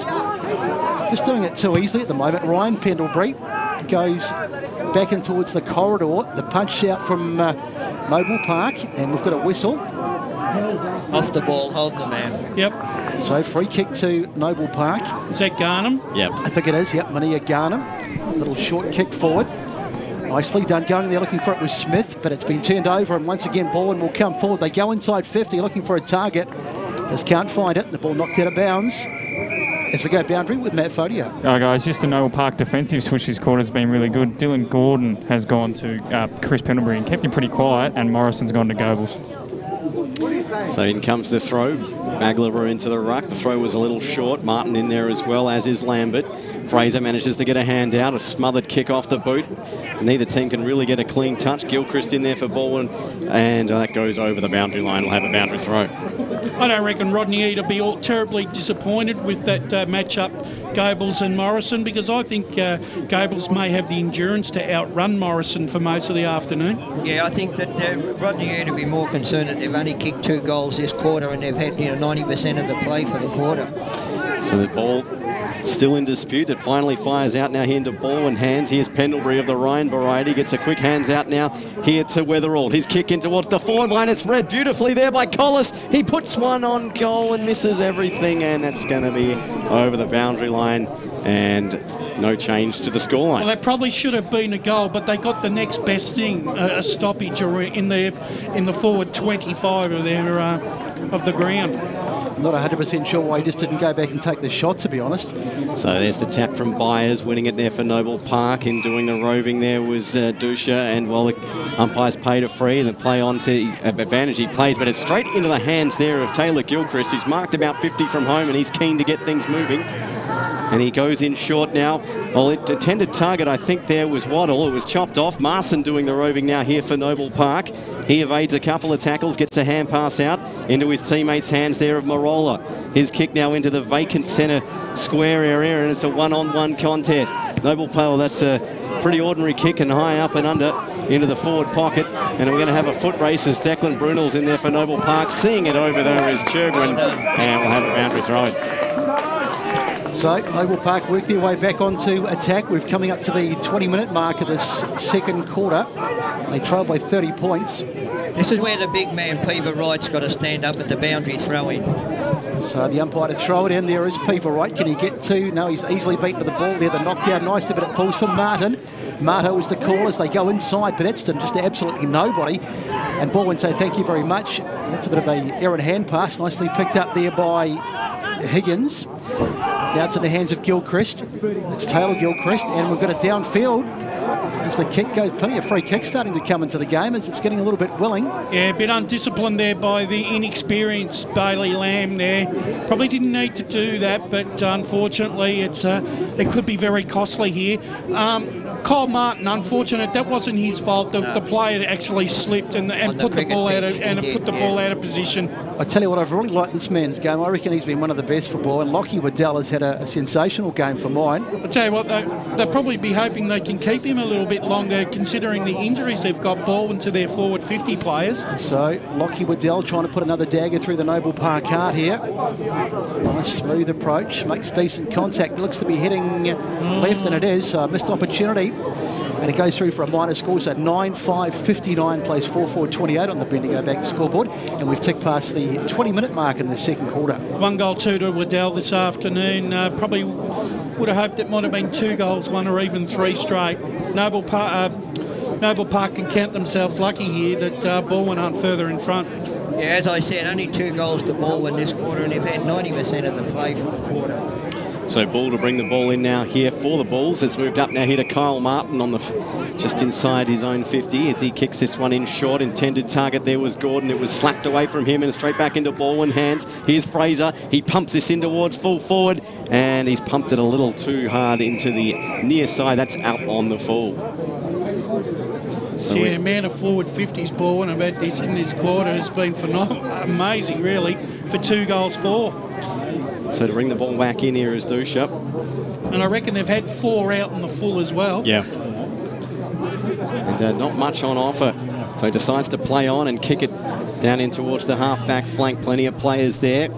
Flying at the back there was Baglava. Almost took it down from the tap. And a contested footy and a real logjam on the bottom there is Haynes for Noble Park, as he's pretty well held there by Jackson Weatherall. Dan will have a ball up. So 31 points the margin here in favour of the Tigers. 22 minutes played here, second quarter here on EFL.org.au or 98.1 wherever you're tuning in from. As Noble Park try to move this through the centre of the ground. Well reeled there by Pendlebury. Comes back now here to Gilchrist. Quick hands in towards the centre of the ground. O'Regan had to be quick as he got tackled. Kicks it in towards centre half forward in the direction of Waddell. He can't take it. Slapped off the ground there as Fraser tried to get boot to ball. Goes back to Gordon. And Morrison sweeps up now here for the Bulls. His hands met solidly. Great tackle there by Pendlebury. And he forces the ball back over the boundary line. It looks like we've got a free kick. High, thanks to Matt on the boundary for spotting that one. Kicked out now across the half-back line and trying to move this now is Morrison for the Bulls. His kick in the direction of Gordon. He takes it on the half-back flank, far side of the ground. 23 minutes played. He kicks towards centre-half forward. Centre-half-back, Martin made that look very easy. He switches the play. Intended target there is Garnham. And he took a pretty easy mark. As Jaffa Williams was a little late to the party. Appeals for a free kick to the travelling Noble Park faithful. Go unheralded. That one, he was in the direction of Thomas. Too short and over the boundary line. Yeah, I guess when you've got a lack of key players... boundary side, Matt Fodia. Hey guys, Liam Fraser's just come off and he's complaining about his right knee a little bit. He's walking towards the boundary line with a bit of freedom, but it's a right knee niggle there. Get him an ice pack, Matt. So we'll keep an eye on him as the umpire throws it in. Up they go. It's won by Balwyn. Nice kick forward there off the boot of O'Regan. Plenty of Noble Park defenders back there, and they get it for the moment. Marola was scraped to ground, almost holding the ball. Haynes turns around. Johnny just got his kick away. A little bit fortunate there on Noble Park. Will almost get out of this. Yep, nice kick. And there picks out Hudson Thomas. Hudson Thomas decides to go straight across the ground into the hands of Nelson. Just too slow, Noble Park. They just don't seem to have any ideas. They're just chipping it around, going sideways, very static as the ball goes in now. It's a push from Peaver Wright, not played by the umpire. Tackle goes to ground. Once again, it's out of defence. Nice little chip across. Marker's taken out. It's Weatherald. Weatherald goes, beautifully done. That was really well done there by Cross. Cross gets it down. Can he find a target? For the moment, Noble Park able to spoil. Not taken there, I think it was Marola. Marson it was. And we've got a free kick, so Marson will take it. Kick it in the middle of the ground, not really to anyone in particular, but they'll get away with it. Now the kick forward, can they get a target this time? Chasing hard there is Collis. Eventually gets it, gives it back inside. Wheeling around into the left foot, but there's no one there for Noble Park. And in fact, there is now because they managed to get it. Hops back, oh my word. 13. Herbelet. Brett, it was Herbelet. He's been very quiet. He got a kick and very nearly kicked a miracle goal. Brett, just going back a bit, you said that they're too slow. They're too slow because they're looking up and they've got no forwards. No. They've got to hold the play up for their forwards to get there. So Pendlebury brings the footy back in now here for Baldwin. Marson does the roving off the dropped mark. It comes back now in towards the direction of Chergwin, who takes the mark, gets shoved, and went down a little easy, I thought. Says go to Matt Fodia. Ray, just in regards to that, Noble have dropped a loose man in defence, which is why they don't have as many forward options. Thanks, Matt. Here's Weatherald now. Swings it back all the way back now here to Higgins. And he chips it in short back to Chergwin. And Baldwin playing the possession game in their own back line. Back now here to Weatherald. He chips this one over the top. And, taking a good mark going back with a flight there is Luke Stacker. He kicks this one in now here to Chancellor. Baldwin just playing the patience game as well. Here's a long kick in towards the half-forward line and a good mark taken there by Lockie Waddell, who's been stellar so far. His kick in towards the direction of Goebbels. And he takes the mark. About 40 from home, and he's met solidly there, going back with the flight, and he's going to go line up and kick potentially his second of the afternoon. The other thing too, Ray, that's probably hurting Noble Park, and just a little bit more of a follow-on from what Brett was saying, when you don't have composure, and that's where they're getting beaten at the moment. Baldwin's composure, 360 coverage around the stoppages, the experience, composure, being able to deliver the ball at the right times is really hurting Noble Park, and they're really struggling without a key centre half forward or forward to direct any play in through.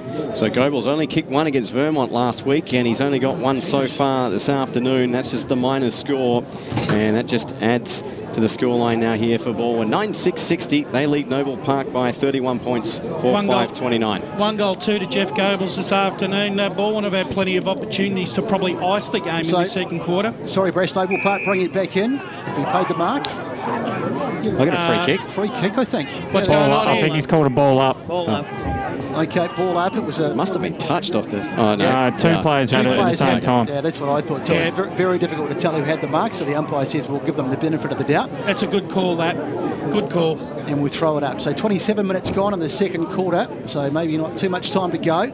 It's won by Noble Park. Martin's kick isn't a good one, though, and it's been cut off easily there by Higgins. Little pop kick there. That should be cut off over the top. It's Garnham going in there for it for Noble Park. Now Lambert does really well. He twisted out of traffic and got a left foot kick, but the kick's not so flash, but nicely marked. And that was Smith. Smith spreads it across. They've been pretty keen to switch the ball now. They've got a bit of run finally off half-back, Noble Park. It's Urbulet. Now here's a chance. Can they get someone inside 50? Lambert was there. In fact, it wasn't Lambert. It was Collis. Couldn't take it. And once again, it's been turned over. And once again, Noble Park's lack of a forward target being exposed badly up front. The ball just goes out too easily. You know, and that is because Baldwin, they're getting back in numbers and they're supporting each other. And as you pointed out earlier, Brett, Noble Park's forwards, they're not giving I think their midfields are going okay for the quarter. Midfield's fine. Very frustrating when you've got no forwards to kick it to. Here's Anderson with the tap. Moved out now here. Cross doing the roving. Shakes one, shakes two, kicks it in towards full forward. Great mark. That is a gutsy mark there. Going back there was Braden Haynes, and he's won himself for 25. It was up high after the conclusion of that. Another one of those ones the coach loves, especially from a young bloke. So Haynes offloads quickly. Here come Noble Park down the wing into the hands now of Gordon on the half-back flank. Far side of the ground now here for Noble Park. 29 minutes played here. Deep into time on in this second quarter. Gordon's kick up towards Higgins, who fists this ball over the boundary line. That's the half-time siren. It finishes Balwyn 9-6-60, Noble Park 4-5-29 on the Bendigo Bank scoreboard, Brash. Yeah, look, it's a big lead here to Noble Park, to Balwyn at half-time. And look, Noble Park have got a bit of work to do in this second half. And you know, look, as we've talked about, their forward line is really struggling at the moment, Ray. And look, Mick Fogarty's got a bit of work to do at half-time. Well, I think he's definitely got to change up his forward structure and the personnel he's got down there, I think. Because as I said, I thought their midfield was pretty good in that quarter, but every time they looked up, there was nothing to kick the ball to. So, as you say, a lot of work to do by Noble Park, but all is not doom and gloom, because as I say, their mids were very good that quarter, Brett. Yeah, they were, but as you say, this lack of forward presence is really killing them. I mean, they didn't kick a goal in that quarter, which is obviously a massive concern, so it'll be really interesting to see what Mick does in this third quarter and who he decides to send forward, because he has to make a change. Yes, and the major goal kickers for Baldwin at half-time, we've got Chris Pendlebury with 3. He didn't add to his score in the second quarter. Liam Smith with 2, and singles to Jeff Goebbels, Yaron Jaffa-Williams, Jared Churgman and Lockie Waddell. Whilst for Noble Park, they were held goalless in that second quarter. So Declan Brunel still stands on 2 with singles to William Collis and Jared Smith. And it's half-time here at Baldwin Park, and we're bathed in sunshine this afternoon. It's Baldwin 9 goals 660, a very handy 31-point lead over Noble Park, 4 goals 529. It's half-time here at Baldwin Park. When we come back after the break, we'll dissect what has been a very, very entertaining first half. You're listening to Baldwin versus Noble Park live on Radio Eastern 98.1, streaming around the world on Eastern FM and radio and EFL website. And coming back after the break, we look forward to you joining us again. I'd like to take this opportunity to thank Mum for everything she's done. My brother's been having a pretty rough time. I'd like to reassure him that it'll be okay. I'm sorry that it ended up badly and we didn't remain friends. I was pretty tough on my brother when he was younger, and I'd like to apologise to you now, mate. It's never too late to apologise, forgive, or say something you've always wanted to say to someone. So reach out and tell a loved one what they mean to you. Visit tobinbrothers.com.au. Tobin Brothers Funerals, celebrating lives. Program sponsor. Go live and local every Saturday for EFL Game Day. Can he bring the house down, Robbie? They go charging into Division 2. Stutter step, now sends it on its way. This one's going to go long. Oh, and straight through, Jeff. Pass. Gee, that was poetry in motion, to use the cliche. Braden Cross! Come at the moment, come at the man! EFL Game Day, 1 through to 6 Saturdays on 98.1 Radio Eastern. Hello, I'm Peter Hitchener. 9 News invites you to join our team nightly at 6 for Melbourne's #1 news. Tony Jones with the latest sport, including the footy, plus Lavinia Nixon's weather forecast. 9 News, proud supporter of the Eastern Football League. Program sponsor. You've all been to funerals of family members or friends, right? Do you start thinking about what you would want at your funeral? It's a bit like when you go to a wedding. That's right. At what stage do you start planning? Have an open and honest conversation with your loved ones. Celebrate your life the way you want, like I did with a fixed price funeral plan from Tobin Brothers Funerals. The price doesn't change and your life will be celebrated your way. Find out more at tobinbrothers.com.au. Tobin Brothers Funerals, celebrating lives. Program sponsor. You've all been to funerals of family members or friends, right? Do you start thinking about what you would want at your funeral? It's a bit like when you go to a wedding. At what stage do you start planning? Have an open and honest conversation with your loved ones. Celebrate your life the way you want, like I did with a fixed price funeral plan from Tobin Brothers Funerals. The price doesn't change and your life will be celebrated your way. Find out more at tobinbrothers.com.au.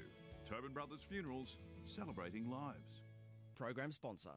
I'd love to make more time for my loved ones because they really deserve as much help as I can give them. Because they mean the world to me. Because eventually they won't be around anymore. Because I don't want to miss out on watching my brothers grow. To show them that I value them. I don't want to regret later on just being too busy. Apparently a very common regret is that people feel like they didn't make enough time for loved ones. Tell those you love what they mean to you. Visit tobinbrothers.com.au. Tobin Brothers Funerals, celebrating lives. Program sponsor. EFL Saturday Game Day continues. Let's head back and go local for your footy. Welcome back to Baldwin Oval on this Queen's birthday weekend. It's the big clash between Baldwin and Noble Park, and at half-time, Baldwin hold a 31-point lead. It's Baldwin 9-6-60, leading Noble Park 4-5-29. Goal kickers once again for Baldwin, 3 to Chris Pendlebury, 2 to Liam Smith, singles to Goebbels, Jaffa Williams, Churgwin and Waddell, whilst for Noble Park, 2 to debutant Declan Brunel and singles to Collis and Smith. And joining me at half-time, Matty Fadia from the boundary line. And Matty, what's been your impressions of this game in the first half? I sort of agree with everyone that the forward line of Noble Park's probably letting them down, but I think that was by necessity. In that second quarter, Mick Fogarty came to basically the interchange bench and told the players coming on the ground, we need to drop someone back just to stop this onslaught, and they got out of it really luckily. I think it was only 2 goals in that quarter to Baldwin. 2 goals, 1 goal, 2 goals, I think. So they didn't kick them out of the game, but that's why Noble were down on forward options. Piver Wright's been well out of the game. He's not fit enough at the moment to go with his defender as well. So unless he's hitting the scoreboard, he's more or less a wasted player. So that's where they're getting that run off half back, because one of the backmen can basically go, you know what, this bloke's not going to tackle me unless I'm within reach. But if I were Noble Park, and they're also going very wide because they like to switch the play on Pat Wright Oval, which is such a wide, expansive ground, there's more space. And this ground, switching it is all good and well, but you can't get any space because it's such a smaller corridor, like ground. And it's always half-time, and on Saturday we always go to the 9 years, and I believe we've got Clint Stanaway on the call. Corey Norris.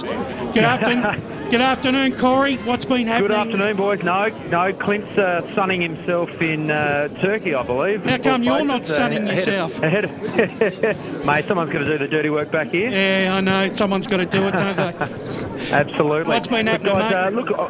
Keeping a real eye on this now, a low-scoring struggle down at Canania Park with the Cats taking on the Roos, and at this stage it looks like Chris Scott will get the better of his brother Brad, with Geelong up by 24 points nearing three-quarter time. Now, Aaron Black, of course, the former Roo, now Cat, has suffered what appears to be a fairly nasty knee injury. Now, Alicia Mewling will bring us all the highlights of that match tonight at 6. Also, in 9 News at 6, specialist investigators are examining the wreckage of that fatal light plane crash in the middle of a Moorabbin street. As witnesses described the moment, they heard the aircraft slamming into the ground just metres from their homes. Absolute tragedy there in Moorabbin last night. Tributes flow from across the world for celebrity chef Anthony Bourdain after the 61-year-old was found dead in that hotel room in France. Very, very sad news. Hundreds have gathered on the steps of Parliament protesting against live animal export. And pop culture Yorkshire superfans converge on Melbourne to rub shoulders with some of their favourite stars. So you can join Alicia Loxley for the full details tonight at 6. There you have it, ladies and gentlemen, all the highlights coming up this evening on National 9 News. Corey, once again, thanks very much for coming on. Have a great afternoon, boys. And we'll see you, talk to you again next weekend. Back here, it's half time. And Ray, one of the things that I noticed in the second quarter was the fact that Noble Park and Mick Foggy doesn't seem to have many options to get his centre half forward and full forward into the game, does he? No, he certainly does. It's very frustrating for the midfields because, as I said, they're winning the ball. They look up, there's nobody there. I think their back line's going all right. But look, what he's got to do, though, if he leaves it, it's going to be a blowout. So what he's got to do is change his structures up and just turn things around. They've got to lower their eyes, Ray. Well, they've got to lower their eyes. Because they're just bombing it in. So like I was saying, small ground, ball will flood numbers back quickly. It's not that hard to get up and back. You bomb it in, you got no hope of running at the ball. I think it's more of a concern when they look up and there's nobody there, which happened towards the last half. But they're going sideways. They're not looking up. They're looking in, right? Davis. Yeah, I've just jumped in, boys, after being down. I was actually with Noble Park on the quarter-time huddle, and I think you pretty much nailed what Mick Fogarty said as well. He was very vocal about that, and he wasn't happy that it was bombing him in. He just wasn't happy with the ball handling in general and how Baldwin were just getting it forward too easily. Noble Park were just trying and hoping. So I think you about nailed the point on the head there of what Mick Fogarty said at quarter-time. I think they probably showed a few better signs in the second quarter, but still not enough. Ray, I know you saw Noble Park last week and they were allowed to have that free-flowing game. That's not being allowed to say. Forward 50 quicker. Look, the second quarter... They haven't been going too bad, Brush, I don't think, though. They're winning. I think their defence can say they've done our job because Baldwin had about 20 inside 50s, only scored 2 goals. And I think their middle is going all right. Yeah, but they just can't put it on the scoreboard. So they just need to find someone to either mark it or bring it to ground because Declan Brunel on debut has been very good. He's quick. He's very, very quick. So is it an opportunity to push all the forwards higher up the ground, leave some space over the top and get him to run onto it like that second goal? But I think they just need someone to either mark it or bring it to ground in forward 50 because at the moment Baldwin are just catching everything. Would Rodney be lamenting the fact that his side had so many opportunities? Two goals. Goebbels and Waddell probably should kick those chances they had. Goebbels on a slight angle, let's say 25 out with this arc, Ray. And Waddell, he's been very impressive with his hands, but again, bad kicking. You kick either one of those, it's all of a sudden out to almost 40 points. You probably should kick both of them. It's game over at the moment. If Noble can find an option, they're still in the game. And there's a zero win factor out there as well. I was down there with them. They definitely should have kicked that. And that's right as well. I mean, 2 goals, 5, but let's not...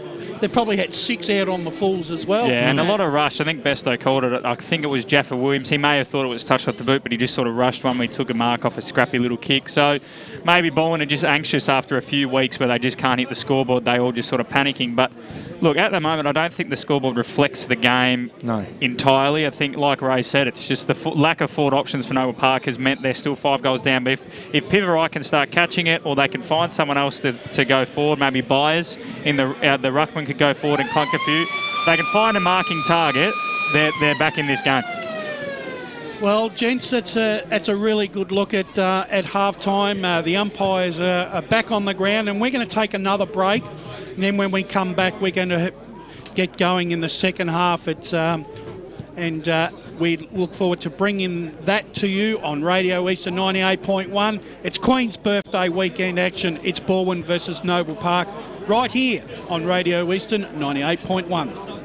A scent or a song or a food that reminds me of someone. Lavender reminds me of my grandmother. There's albums, when I listen to them, I think back to my dad playing them to me. Vanilla perfume reminds me of my mum. The smell of Yorkshire pudding reminds me of my old man. He was a great Yorkshireman. An Italian pasta dish reminds me of my grandmother. Be remembered for the greatest moments in your life. Find out more at tobinbrothers.com.au. Tobin Brothers Funerals, celebrating lives. Program sponsor. Nothing better than a companion to keep you up to date with all the latest when you're at the footy. Better still, one that fits in your back pocket. The Eastern Footballer is a must-read. All the latest information, team lists, feature articles and much, much more. Pick up your copy this weekend as you love it local across the Eastern Football League. If you have ideas on how you want to be celebrated and you don't express them with others, they won't know. So you may not always get what you had in mind. I'm just thinking for my parents. I wouldn't want to do something that they wouldn't have wanted. And I don't know if they've put these plans in place. Even simply, do they want to be buried or cremated? Yeah. Have an open and honest conversation with your loved ones and start pre-planning your funeral today. Find out more at tobinbrothers.com.au. Tobin Brothers Funerals, celebrating lives. Program sponsor. EFL.org.au is the place to be online for all the latest on the Eastern Football League. Keep up to date by checking out the latest news and feature articles. Have your say in the EFL poll. Check out all the latest EFL videos, and best of all, you can listen back to any EFL radio program at any time. Head to EFL.org.au. The Eastern Football League. Local footy at its best. Hello, I'm Peter Hitchener. 9 News invites you to join our team nightly at 6 for Melbourne's #1 news. Tony Jones with the latest sport, including the footy, plus Lavinia Nixon's weather forecast. 9 News, proud supporter of the Eastern Football League. Program sponsor. Go live and local every Saturday for EFL Game Day. Can he bring the house down, Robbie? They go charging into Division 2. Stutter step. Now sends it on its way. This one's going to go long. And straight through, Jeff. Pass. Gee, that was poetry in motion, to use the cliche. Braden Cross! Cometh the moment, cometh the man! EFL Game Day, 1 through to 6 Saturdays on 98.1 Radio Eastern. Something nice that I have done for someone, I have bought a meal for a homeless person. I always offer to pick people up from the airport. I went out with a friend last night. Just being there and listening to what she was going through, I think made all the difference. I'll write like a little note and put it in the mail. Might just be like, hi, I'm thinking of you. I took my girlfriend to dinner last week. That's pretty notable for me. At Tobin Brothers Funerals, they know that every life is unique and they think that every celebration should be too. Find out more at tobinbrothers.com.au. Tobin Brothers Funerals, celebrating lives. Program sponsor. EFL Saturday Game Day continues. Let's head back and go local for your footy. Welcome back, ladies and gentlemen. It's half-time here. Baldwin 9-6. Noble Park, 4 goals, 5. Mick Fogarty obviously had a few words to say to these Chargers at half-time as they've just come back onto the oval, and Baldwin just in their little huddle over there, just going through what they need to do to maintain the status quo for the game this afternoon. And Steve, can you make the case for Noble Park getting back into the contest? They've just got, as we were discussing just then off air, the midfield's been good. I've liked Nelson and Martin have been really good with the delivery, but Thomas hasn't got into the game. We were discussing maybe putting Braden Haynes into the forward line. The forward line's where it all sort of goes to pieces. So I think that is the key. It depends. Peeper Wright's been pretty much out of the game as well. So what Mick Fogarty does in terms of changing up the forward line is probably going to be the key for Noble Park. I think Noble Park probably still have to go with the game plan that's won them games of football. They still need to run and spread the ball and maybe hope that they can run Baldwin around a little bit. But the way the game's been played, it's being played on Baldwin's turns, wouldn't you think? Absolutely, yeah, it is. But I couldn't agree more either with the situation with the forward line, because they're just breaking down. They've got no forward target up there. And as I say, we were talking off air before, and Braden Haynes maybe could be the answer. I mean, he's a big, tall guy, and they need to give themselves a tall target, if nothing else, just to bring the ball to ground so some of the smaller guys can maybe crumb it. But they have to get a couple of goals to get themselves back into this game. If Baldwin score early, it's going to be very, very hard, as you say, to mount a case for Noble Park. Yeah, good to see Lukey Barker was back there on the ground and just having a quiet little kick there. Hopefully he'll be able to come back into the side. Charlie Haley and a couple of these other key Baldwin players. Cam Manuel. They've got a few long-term injuries, Baldwin, so it's just frightening to think who they haven't got, though. I know, and if they can get their best side back on the park, I tell you what, they'll still take some stopping. Well, boys, we're ready to kick off in the second half, so I'm going to hand it over to you. So the margin is, as the loudest siren in the EFL goes off, 31 points is the margin. Going up and getting the tap down there nicely was Anderson into the clinches, and we'll probably have a secondary ball up. Be very interesting to see. We'll see if we can keep an eye on the Noble Park forward line and see if they've made any changes down there. I'm sure Matt Fody will be all over that for us. Umpire to throw it up again. Getting up again was Anderson, knocks it down. And Martin has his hands on it, but he's well and truly wrapped up there. There's no chance of that coming out. Yeah, no, Ray picked it up pretty well. Jared Chergan still not moving 100%, so it'd be interesting to see if he can run the game out. Here it is up again. Again, Martin in there looking for it, but nicely picked up by Sketcher. He's trying to come into the game. Got a ball off to Collis. Collis has dragged that in. And there's a ball in play coming over the top. Killing it, it was Gilchrist, Rennie Gilchrist. And a bit of a scrappy start to this third quarter. This is the third ball up inside the first minute of the game, or this quarter. Up it goes again. Nicely coming over the top there was Gaines. Gets the head out. Going back there is Tregear. Lost it. Umpires his play on though. Into the tight stuff again. And a good tackle coming in there. Nice solid tackle from Anagnustu. And another ball up. So 31 points still the margin. We've played just over a minute this third quarter. Good hit out there, nicely done from Gaines. Into the hands of Fraser, who dropped it. Umpires his play on, though now it's Gilchrist with the ball. Absolute stalemate here in this third quarter. Well, there's no free flow. This will just suit Baldwin exactly the way they want it. So we'll throw it up once again. Maybe somebody can get it out this time. Here's the tap down. Comes out Noble Park. Do get their hands on it this time. Anagnustu kicks forward. Peever Wright was there. He got hands on it, but he couldn't pull it in. Good body there from Garnham. Now Wright again. Gets it right across.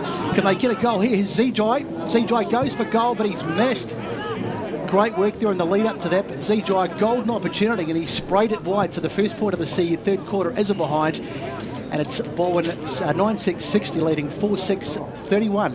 4-7-31 on the Bendigo Bank scoreboard. Yeah, two behinds there rated Zijai this afternoon. He should have kicked that one. Yeah, he really should have kicked that one. So Weatherall to bring the footy back in now here for the Tigers. Just kicks to himself, plays on, kicks it in short. Intended target there was Fraser. It was cut off here by Noble Park. Here's Sketcher now. Sketcher swings, run round, snaps off the boot. We've got a free kick. Downfield, yeah, it was late. And Sketcher's going to get a second go at that as he missed his initial effort on the run. And he's going to line back. He's going to go back and line up, I should say, from about 45 out. What I did like, Brash, was the way Sketcher attacked the ball. Yeah, there was definitely, on his mind there that he had to get it. Something that was missing in the first half. Just a little bit of inexperience there by Dylan Collis there, giving Jack Sketcher another opportunity at goal. So Sketcher, he'll definitely learn from that. So 30 points to margin. Crucial kick now here for Noble Park, and it's as straight as an arrow. Sketcher's got his first of the afternoon and the first of the quarter here for the Noble Park Footy Club. They move to 5-6-36, trailing Noble Park. Baldwin 9-6-60, 3.5 go on Bendigo Bank scoreboard. Handy goal there for Noble.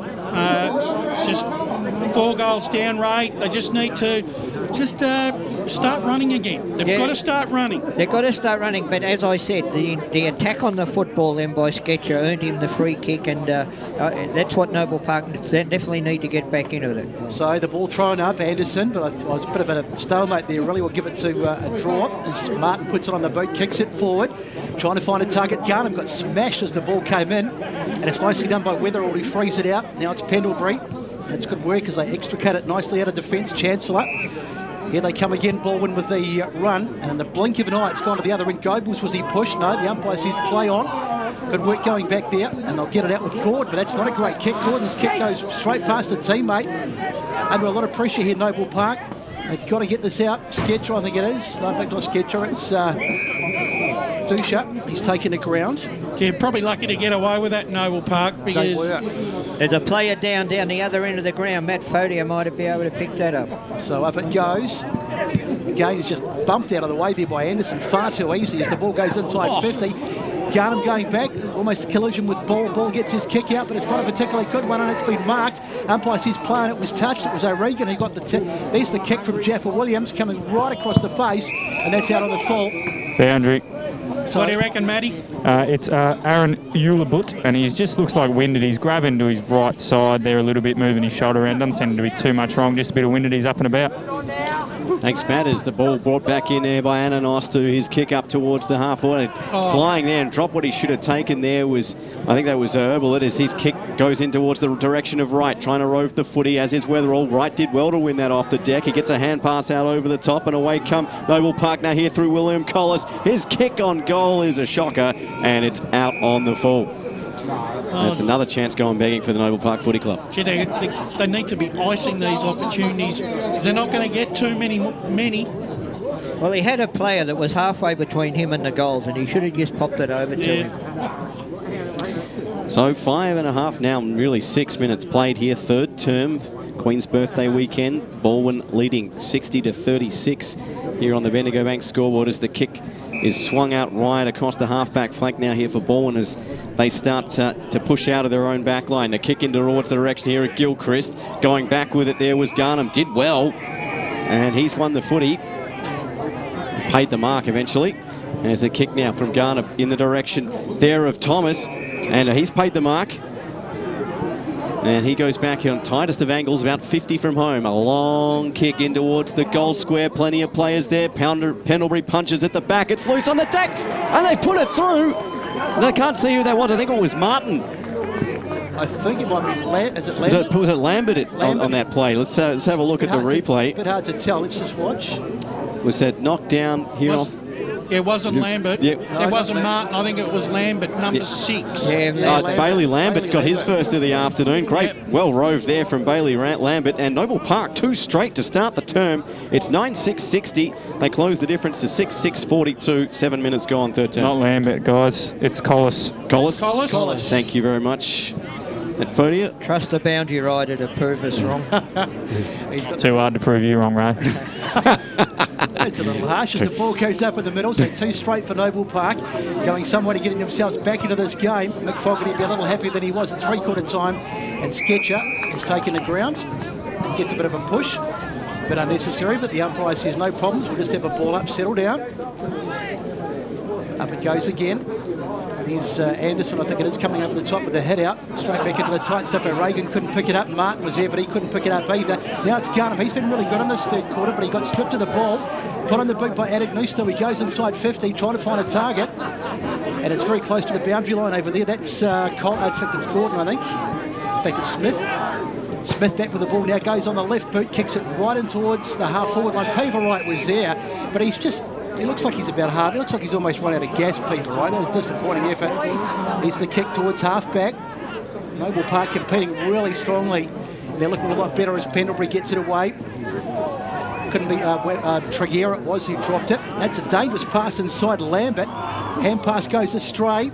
They've still got a chance here, and that was to be holding the ball. Yes, it is, holding the ball against Nelson. He was just a bit slow to get rid of that. Well, you can't deny that Noble Park are trying everything that they possibly can, and to get back into this contest. Their opening 10 minutes has been very good in this second half. So Baldwin moved the footy out on the wing. Intended target there was Goebbels. It eludes everyone and goes over the boundary line for a boundary throw. It just need to hit the target in that forward 50 of there, Stevie. Exactly right. 18 points the difference. We're approaching 9 minutes played here in this third term. Only EFL game on the schedule for this weekend as the boundary throw comes into the ruck. There is Gaines. His tap over the deck now. Good place there by Smith. It's picked back up by Gaines. His kick in towards the forward line. Is it going to bounce through? Oh, it's just touched at the last moment there by Higgins as Gaines was looking for his first of the afternoon. Just the minor scored. And it's 9-6-60, 6-7-43 now. As bringing the ball back in here is Pendlebury. He kicks it in towards the half-back flank. Intended target there was Baglivar. It's touched over the boundary line. We'll have a boundary throw it. Far side of the ground, about 60 from home for the Noble Park Footy Club. Have kicked the first 2 of this third term. 2 they really needed to get to keep pace with the Tigers. As the boundary throw on the far side of the ground. Wright's going to go into the ruck against against Baglivar. In comes the throw. Wright wins the tap down. It's loose, roved well there by Marson. Quick hands there over the top, finds the Jai. And ball picked up by Pendlebury, turned it straight over, but Cross got a kick away, but he's straight down the throat there of Kyle Martin, who's about 65 from home, and he just goes back and assesses all options upfield, and looks like he's going to go in short in the direction. Well, I think the first intended target initially there was Nelson. but he's gone back and found Lambert instead, and he's on the tightest of angles. Excuse me, that's Willie Collis, and he's already kicked one. He kicked the last one, and he's on the tightest of angles. 40 from home. See if he can kick his second of the afternoon. The kick is very, very good. What a goal there from Collis. And Noble Park 3 straight to start the third term, and they close the gap yet again. They move to 7-7-49, trailing Baldwin 9-6-60, 10.5 played here, third quarter. Brash. Yeah, I reckon that's Collis' third goal there. Third, excuse me, yeah. Really good there by Collis. Noble Park starting to run a little bit more, and they're just starting to hit the target a little bit more. They just probably need a little bit more out of Peever right in that forward line there, Ray. Yeah, but also the other forwards in this quarter are presenting. Yes. You know, that's right. I mean, Cole Martin held the ball up there for a long time, and nobody would present in the first half, and somebody presented, and they've got the reward. So Collis with his third, good contender for goal of the day as well. It was pretty handy. Be right up there with the Liam Smith goal that we saw in the first quarter. But Gaines gets the knockdown. This is much better from Noble Park. Where has this come from, and why has it taken them so long? Gaines, now Sketcher breaks the tackle, puts it onto the left foot, little chip kick into the pocket. It's been dropped over there. It should have been taken. I think it was Braden Haynes. Now they go towards goal. That is a goal. Cosy Agnostu. It was almost happened too quick. Let's watch the replay and see what happened.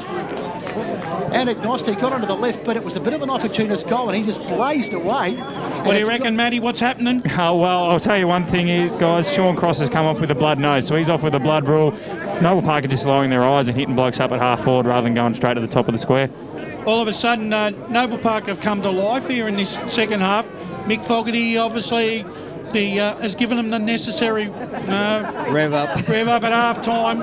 5 points to diff, just like that. What have Baldwin got in response? Here's the hands out now here to Gordon for Noble Park. He pumps it in towards half forward, and the mark taken down there by Gilchrist. That's for Tregear. He moves this across the back line, and Baldwin to start to slow things down. They've got to break this momentum now here of the Noble Park Footy Club, and they're not going to do it with kicks like that, as Pendlebury almost coughed it as Wilson came to his rescue. His kick is a poor one, and that was well over the head of Taylor Gilchrist, and a boundary throw-in. All of a sudden, Balwyn now are the side that aren't hitting their targets. And I reckon Mick Fogarty's probably said to his guys at half-time, start running them off their feet a bit. See if they've got the energy. So in comes the boundary throw. Tapped one down there by Byers. Ball loose. It's picked up now here by Ananostu, just the last goal scorer. He tries his luck again. Oh, 2 straight! And just like that, the Noble Park Footy Club hit the front by a point. Wow! On a dime, they move to 9-7-61. They lead Baldwin 9-6-60 here on the Bendigo Bank scoreboard. And we got a little bit after the whistle here. 5 goals in the opening 13 minutes to the Noble Park Football Club has really put the cat among the pigeons here for Baldwin. Matty, which was the better goal of Anacostia, the first one or the second one, mate? You're right down there.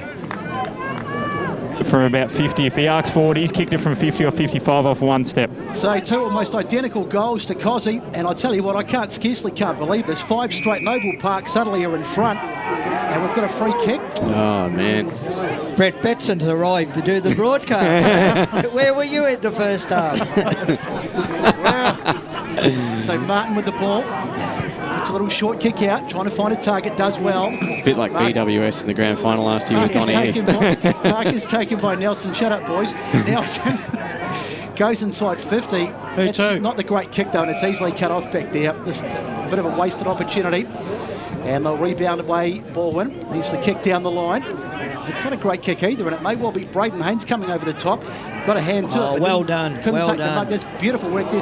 Spinning with Zijai, and I think he's got a free kick. How good is to see a big man like that? He's punched the ball away. He's fought his guts out on the ground to win the ball. Well, in fact, it's a free kick to ball, and I thought it might have gone the other way, but nonetheless, it's bouncing around over there. Going down on it was a Noble Park player. They got it out. Don't know how he got it out there. It was like tunnel ball through the legs.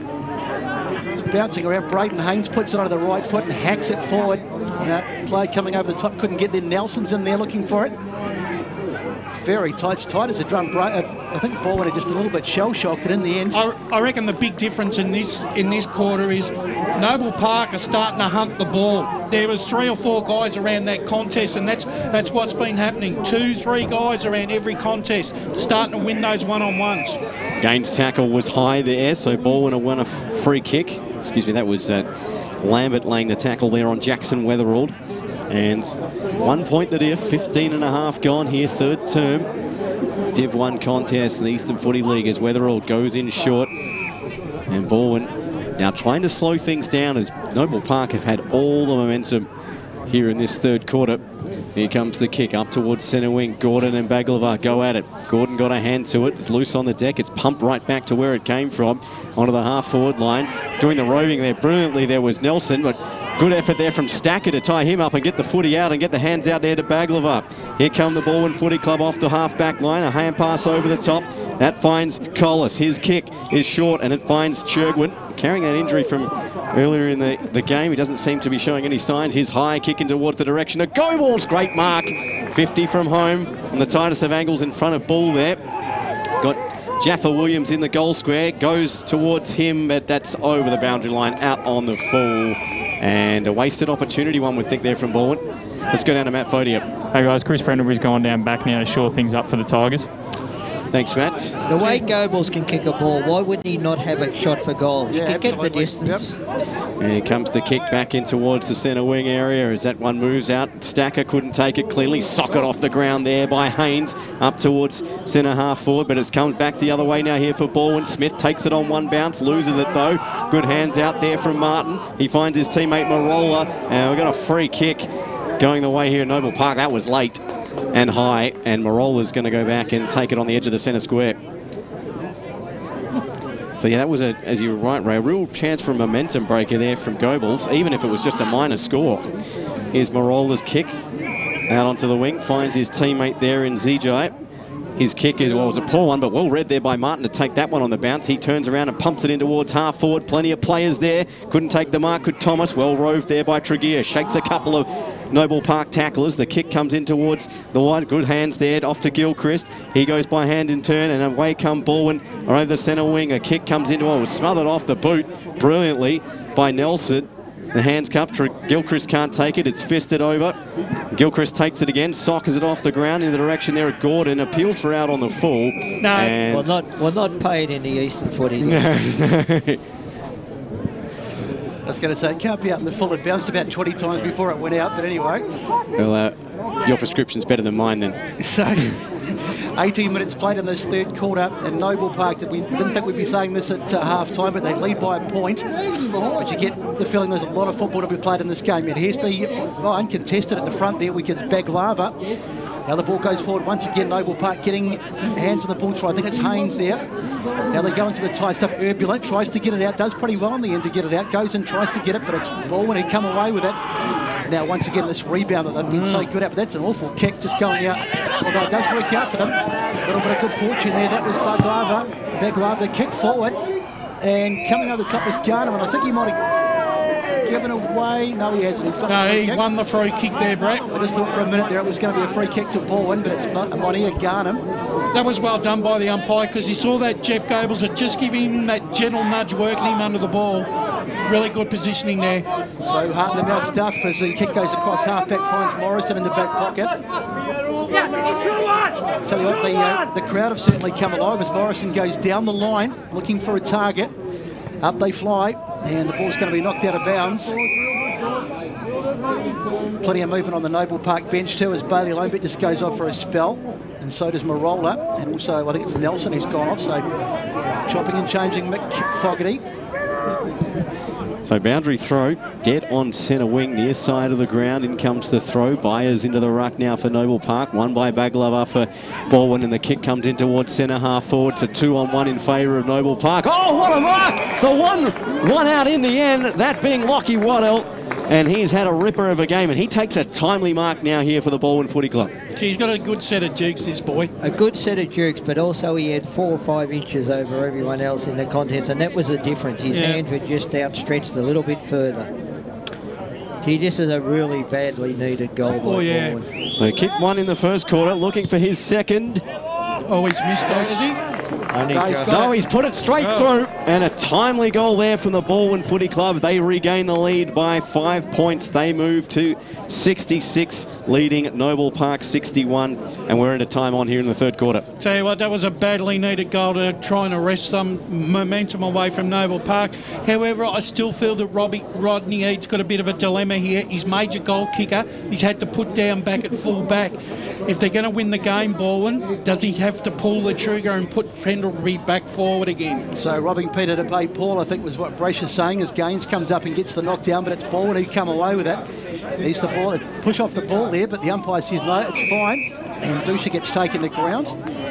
And we'll come in and have a ball up. This is turning into a terrific game. Only 5 points the difference. Baldwin back in front. A lot of wrestling in the ruck contest there. Gaines. The kick out of the pack. It's going to be an opportunity for Baldwin. A great smother. Brilliant smother. It's Ryan Morrison it was.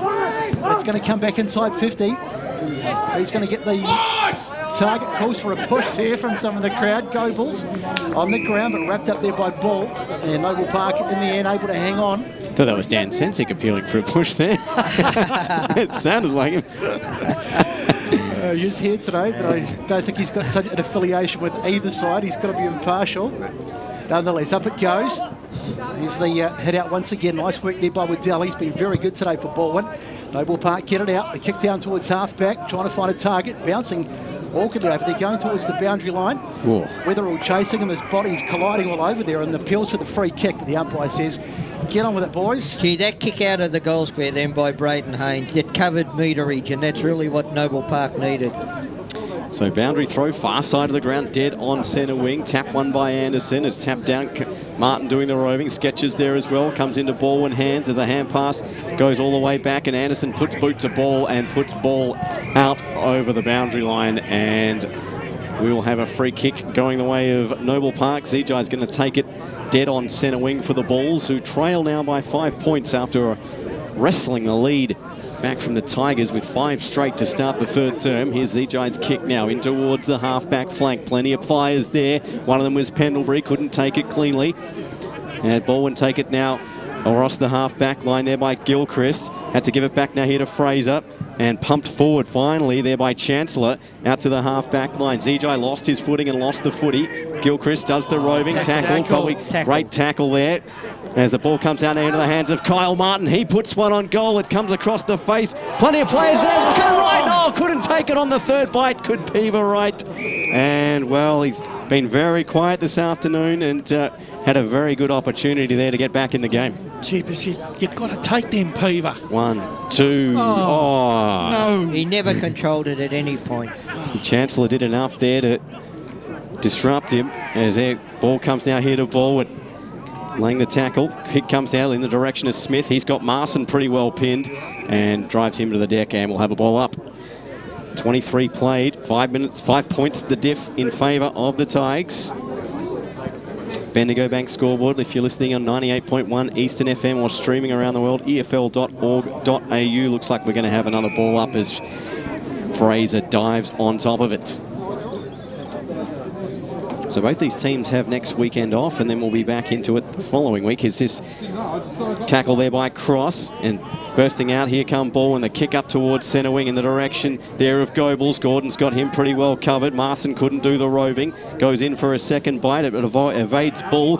Comes back in now here to Baldwin hands. Here comes Goebbels. Handball intended there for Jaffa Williams. He takes it on the run. Jaffa Williams now from 40. Little chip intended here for Churgwin. Great mark. Great setup from Baldwin, and Churgwin's going to go back from about 20 metres out on a tight angle. Good awareness there by Jeff Goebbels. Just created the necessary space for Jaffa Williams to run onto the ball and deliver a pinpoint pass to Jared Churgwin. So Churgwin, he's going to kick from about 25, right up against the boundary line almost. He's already got one, kicked one in the second term. I reckon they need this goal, Baldwin. I reckon Noble Park are still right in this contest. So here comes Churgwin off the left, and it's beautiful, straight through the middle. And Baldwin extend their lead to 11 points, and a timely goal there for the Tigers. 11-6-72. They lead Noble Park 9-7-61. We've reached 5 minutes 25 in time on here in the third term. now is the time, Ray, that Noble Park just have to hold sway a little bit and not allow Baldwin to get some cheap, easy goals in time on. Exactly, and if a bit of luck, do what they did in the first quarter where they snagged one themselves 30 minutes into the quarter. So back in the middle, the umpire throws it up. Gaines, beaten to that time by Anderson, but he got the rove the clearance as the ball goes forward.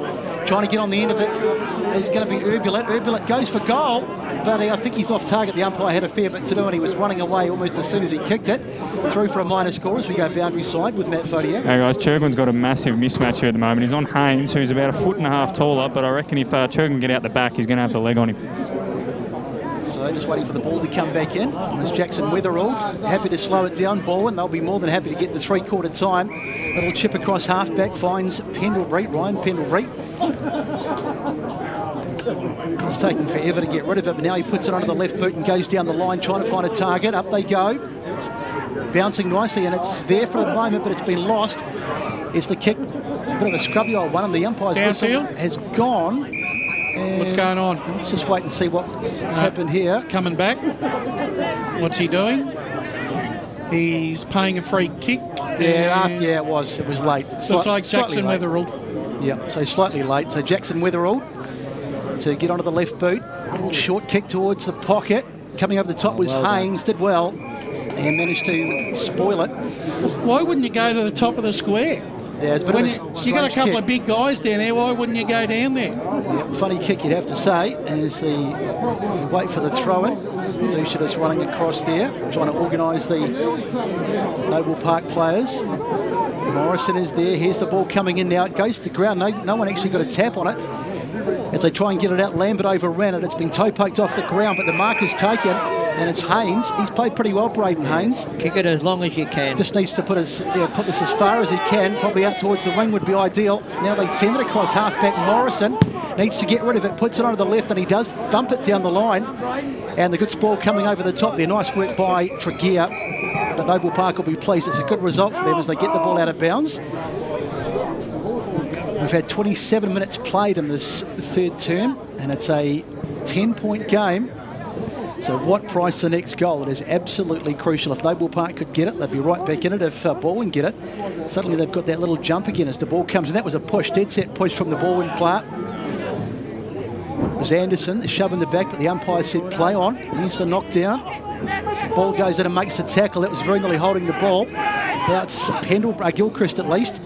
Kicking forward, looking for Smith, who couldn't take it. But now the kick is that is out of bounds on the full. That is not the best effort at all. Oh well. And it's a free kick to Noble Park, which they'll bring back through the boot of Morrison. Goebel's not having the best of afternoons. It's one straight four, I think he's kicked so far. Well, that was one straight three. Didn't kick anything there. So here's a kick up towards centre wing. Good mark. Going back with the flight as Baldwin now looking for a late one. Here comes the kick. Now in towards the direction of Goebbels v Morrison. Taken at the back here by Churgwin. He puts one on and he's hit the far behind post and out of bounds it goes. Good result there for Baldwin. It's better that the ball stays in their forward 50 rather go through the point and give Noble Park possession. So 10 points the margin, 28.5 played here, third term. Baldwin in charge, but only slightly. In comes the boundary throw. Waddle versus Gaines. He had front spot. Here's the kick, throw straight off the tap, and it's going to go out over the boundary line for a boundary throw in on the opposite side of the goal at the Baldwin end of the ground. That was O'Regan in and under again, as he always does. 29 minutes gone in the quarter, boys. Court got away with one. He just threw Marola to the deck. I mean, Marola sold it a little bit, but right in front of the umpire. Here comes the throw. Tap one by Waddle, read well there by Dusha, but a brilliant smother there by Churgwin. Man, has he come to life in this third term? Yeah. Oh, we'll get Michael Christian onto it. As Smith and Gordon have a few words and a few jumper adjustments. In comes the boundary throw, right in front of our commentary position.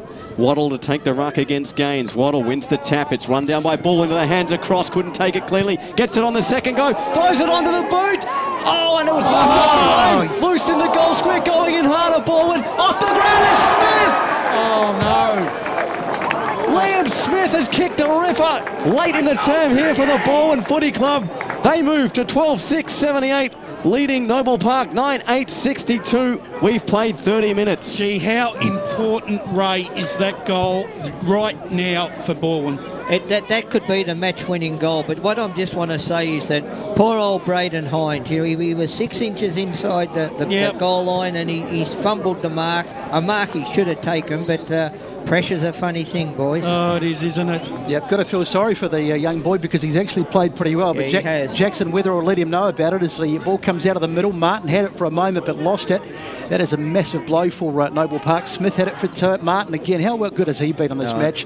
Going right across the other side, and that will bounce out of bounds. He's probably close, Brett, to have probably touched the ball between 30 and 40 times already. He's been sensational. 30 minutes gone in this quarter, so probably another maybe 60 seconds, maybe 2 minutes tops. And suddenly that margin, as we said, it closed right up, but it's out to 16 points as Baldwin come forward again. Another goal here would be a real killer. O'Regan can't take it, and it's out of bounds. So just when you think Noble Park are getting themselves back into the game, it's like Baldwin have an extra gear and they just turn the afterburners on and they've kicked away again. But still, 16 points, still pretty manageable.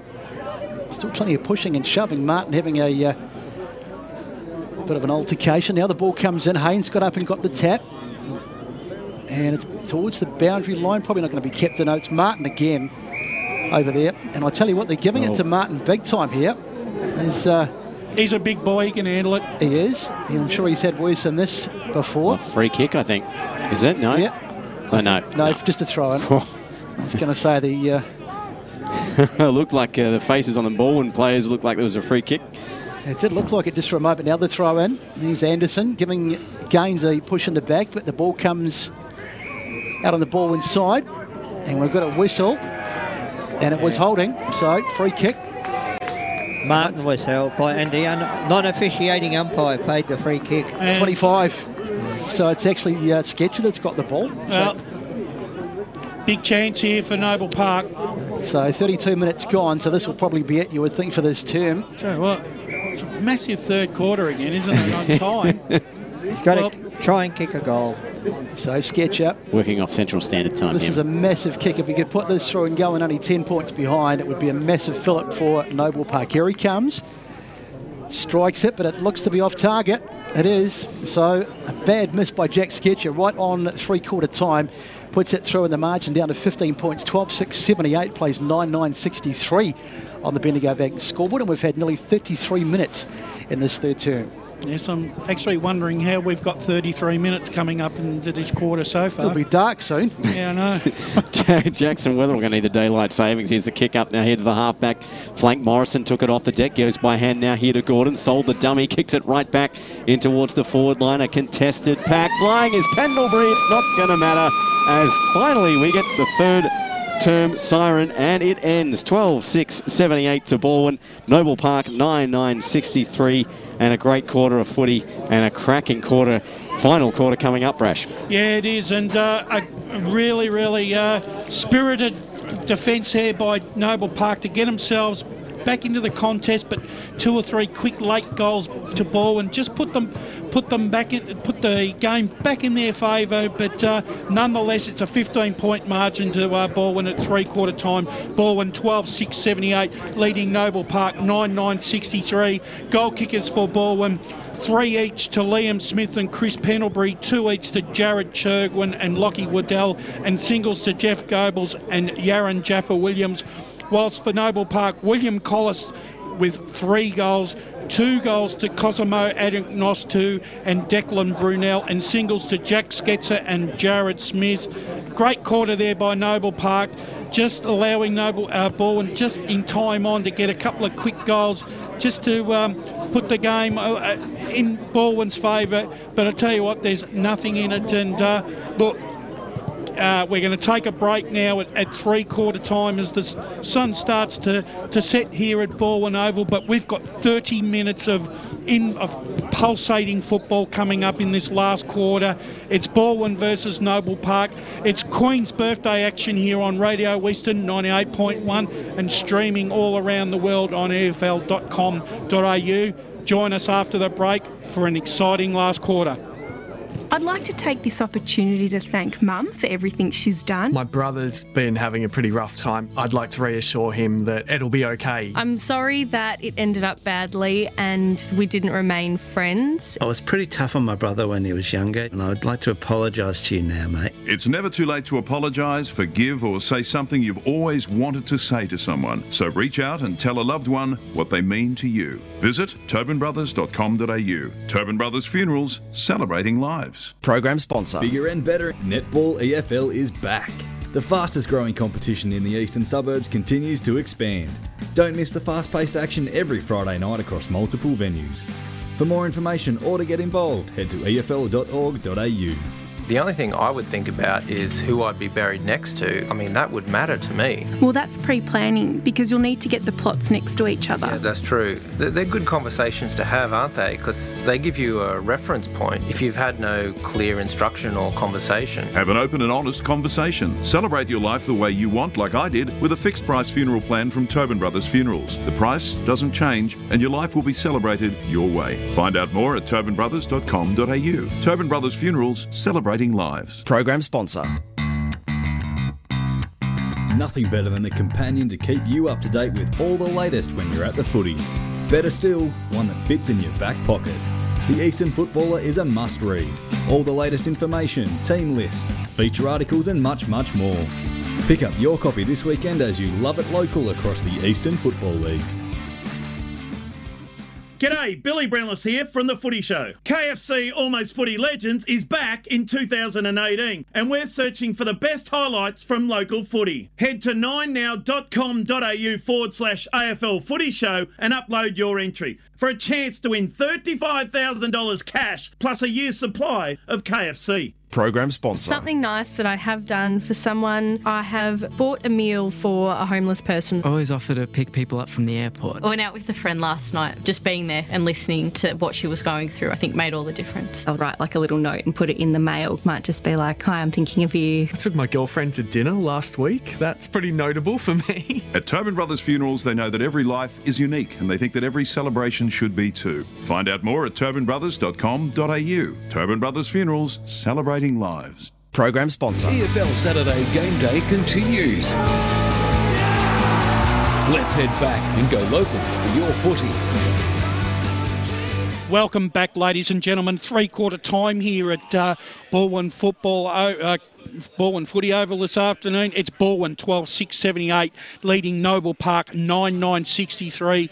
Big comeback by Noble Park in that third quarter, 5-3. Goal kickers once again for Balwyn, 3 each to Liam Smith, Chris Pendlebury, 2 to Churgwin and Waddell, and singles to Gobles and Jaffa Williams. And then for Noble Park, Collis with 3, 2 each to Anagnos and Brunel, and singles to Sketcher and Smith and Brett Besson. A spirited comeback by Noble Park, just dampened a little bit by those late goals by Balwyn. Yeah, it was fantastic. I must admit at half-time I was prepared almost to call it. I thought, gee, this is just it's just too big a task to come back, but they did particularly well, going more direct to goal and just chipping it around, finding targets and going inside 50 a lot more efficiently, which almost took the fact that they didn't have that big tall out of play. Matty Fodia, what do you got for us down there, my friend? All right, guys, I'm with the Bulls coach, Mick Fogarty. Mick, the words there, mate. Just keep doing what you did in that third quarter. Yeah, we just had to bring pressure and stop their easy exits out of our forward 50. And when we did that, we were able to get it inside our 50 and create some chaos in there and goals to Cozzy and young Will Collis. I mean, if we can get it in there quick and put their defenders under pressure, we'll go okay. Do you feel like you're getting a bit more on top now with Chris Pendlebury having to go from kicking 3 goals in the first quarter to playing deep in defence late in that third? Absolutely, and it just showed that our ability for us guys to get the footy inside there. We got on top there and we were able to, as I said, score from that, and they did force Pendle to go back. I see he's going forward now, so hopefully they don't get easy ball inside 50, mate. And finally, mate, it's all about locking down in forward pressure, isn't it? Who's the best forward pressure player on your side at the moment? Lukey Nelson. Cheers, mate. There you have it, Matty Fodia. Straight from the coach's mouth, Mick Fogarty, about what Noble Park have to do to win this contest and win this quarter of football. And Steve White, take us away for the final quarter and what's promising to be an exciting finish. Exactly, as the shadows cross the Baldwin Football Club's ground, the infamous 4 o'clock shadow, we'll call it, where it drops like 10 degrees in about 5 minutes. Yep. And 15 points the margin heading into this final quarter of footy here at Divi 1 Eastern Footy League Clash, EFL.org.au or 98.1 if you're tuning in as we get set for the final period of play here. Anderson into the ruck now here for Baldwin. The kick up now in towards the half-forward line for the Baldwin Footy Club is chopped off by Ball. And they come back the other way. The kick now in towards the direction of Sketcher. It's over his head. It might beat him to the boundary line. It doesn't. He did well to keep it in and beat a couple of tacklers. Here's Sketcher now. The kick in towards full forward, just over the head there of young Declan Brunel. And out over the boundary line it goes. Wow, what a flash there from Sketcher. And, well, just needed the finish. Yeah, just was a nice way to kick, though, by Sketcher. It nearly came off there for Brunel. Brunel's had a good game himself. 2 goals in that first term on debut. Here comes the boundary throw. Anderson wins the tap. Baldwin win the footy there through cross. Snaps onto the boot in the direction of Jaffa Williams. It spills out now here to Court. He's had a couple of good plays in this game, but not one of those. Here's Wilson now. Wilson can't gather it in. Ball can now here for the Bulls. Handball out and a kick out now here towards the centre wing on the far side of the ground, just inside the boundary line. Gilchrist is there, as is Tregear. It goes all the way back to Anderson. Sprays one off the side of the boot. And into the waiting hands there, Adusha here for Noble Park. Sells the dummy, sells a handball over the top now here to Bull. Pumps it all the way back out now here to centre wing. Anderson over the back. Maybe should have taken it. A man half of his size, Declan Brunel, won the contest. Turns, pivots and puts one in towards the Thomas direction. Goes over everyone's head. And, well done there from the defensive ball for Tregear. It trickles through now, and well done by Churgwin in turn. He's gone into the back line this quarter, it seems, and we'll have a boundary throw. Great work, Steve, as Noble Park get it inside 50. The pace certainly hasn't gone out of this game. A few tired bodies, although having said that, the conditions are good today, so there's been no case of the heavy ground taking the leagues away, but fatigue no doubt will be a factor as the ball comes in. Trying to wrestle his way there was Gaines. Gaines knocks it down. I think it was Lambert. They've got a kick in there and it's bouncing around all over the place. Baldwin get it away just for the moment. But there's just so much more. There's Sketcher again. He's been very, very good in the second half. Nelson goes on the ground. I think it's going to be tied up in there. I don't know that it'll come out. He's waiting for the umpire to blow the whistle, and he does. But there's certainly a real urgency in this Noble Park side. Rennie Gilchrist took a really heavy knock there. Yeah, he doesn't look terribly well. We'll get Matt to keep an eye on that. Now the ball is there for Noble Park, and the hands for a moment of Zee. Oh, why'd you do that? That was a terrible pass. He gave it straight to Sketcher, who had a man right on his tail. Talk about giving it to a man under the pump, Raymond. He was only about 2 feet away from him, and he was standing still. Yes, you could hear the ambulance from here. It was a hospital pass as Anderson gets the knockdown. It's Munny Garnham goes forward, but that's easily cut off back there. Almost a 25. Good mark here taken by Tregear. So the margin, we can tell you, is still 15 points. Just 2.5 goals basically as the kick comes out towards the wing. That's very comfortably taken out there, just a bit too easy the exit once again, and Tregear getting it to Gilchrist. Rennie Gilchrist.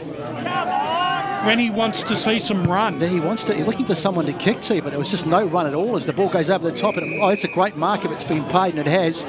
Taken there by Collis. Yep, Martin was there, but it's been paid to Collis. So Collis gets it onto the left foot. He's gone with the tall. Malcolm Blight. Thumps it down. And I think this might be a free kick to Holding. Baldwin. Yeah, it was. Holding. It was Jeff Goebbels that got put to ground. I saw him go down, but I wasn't sure if he was just trying to buy.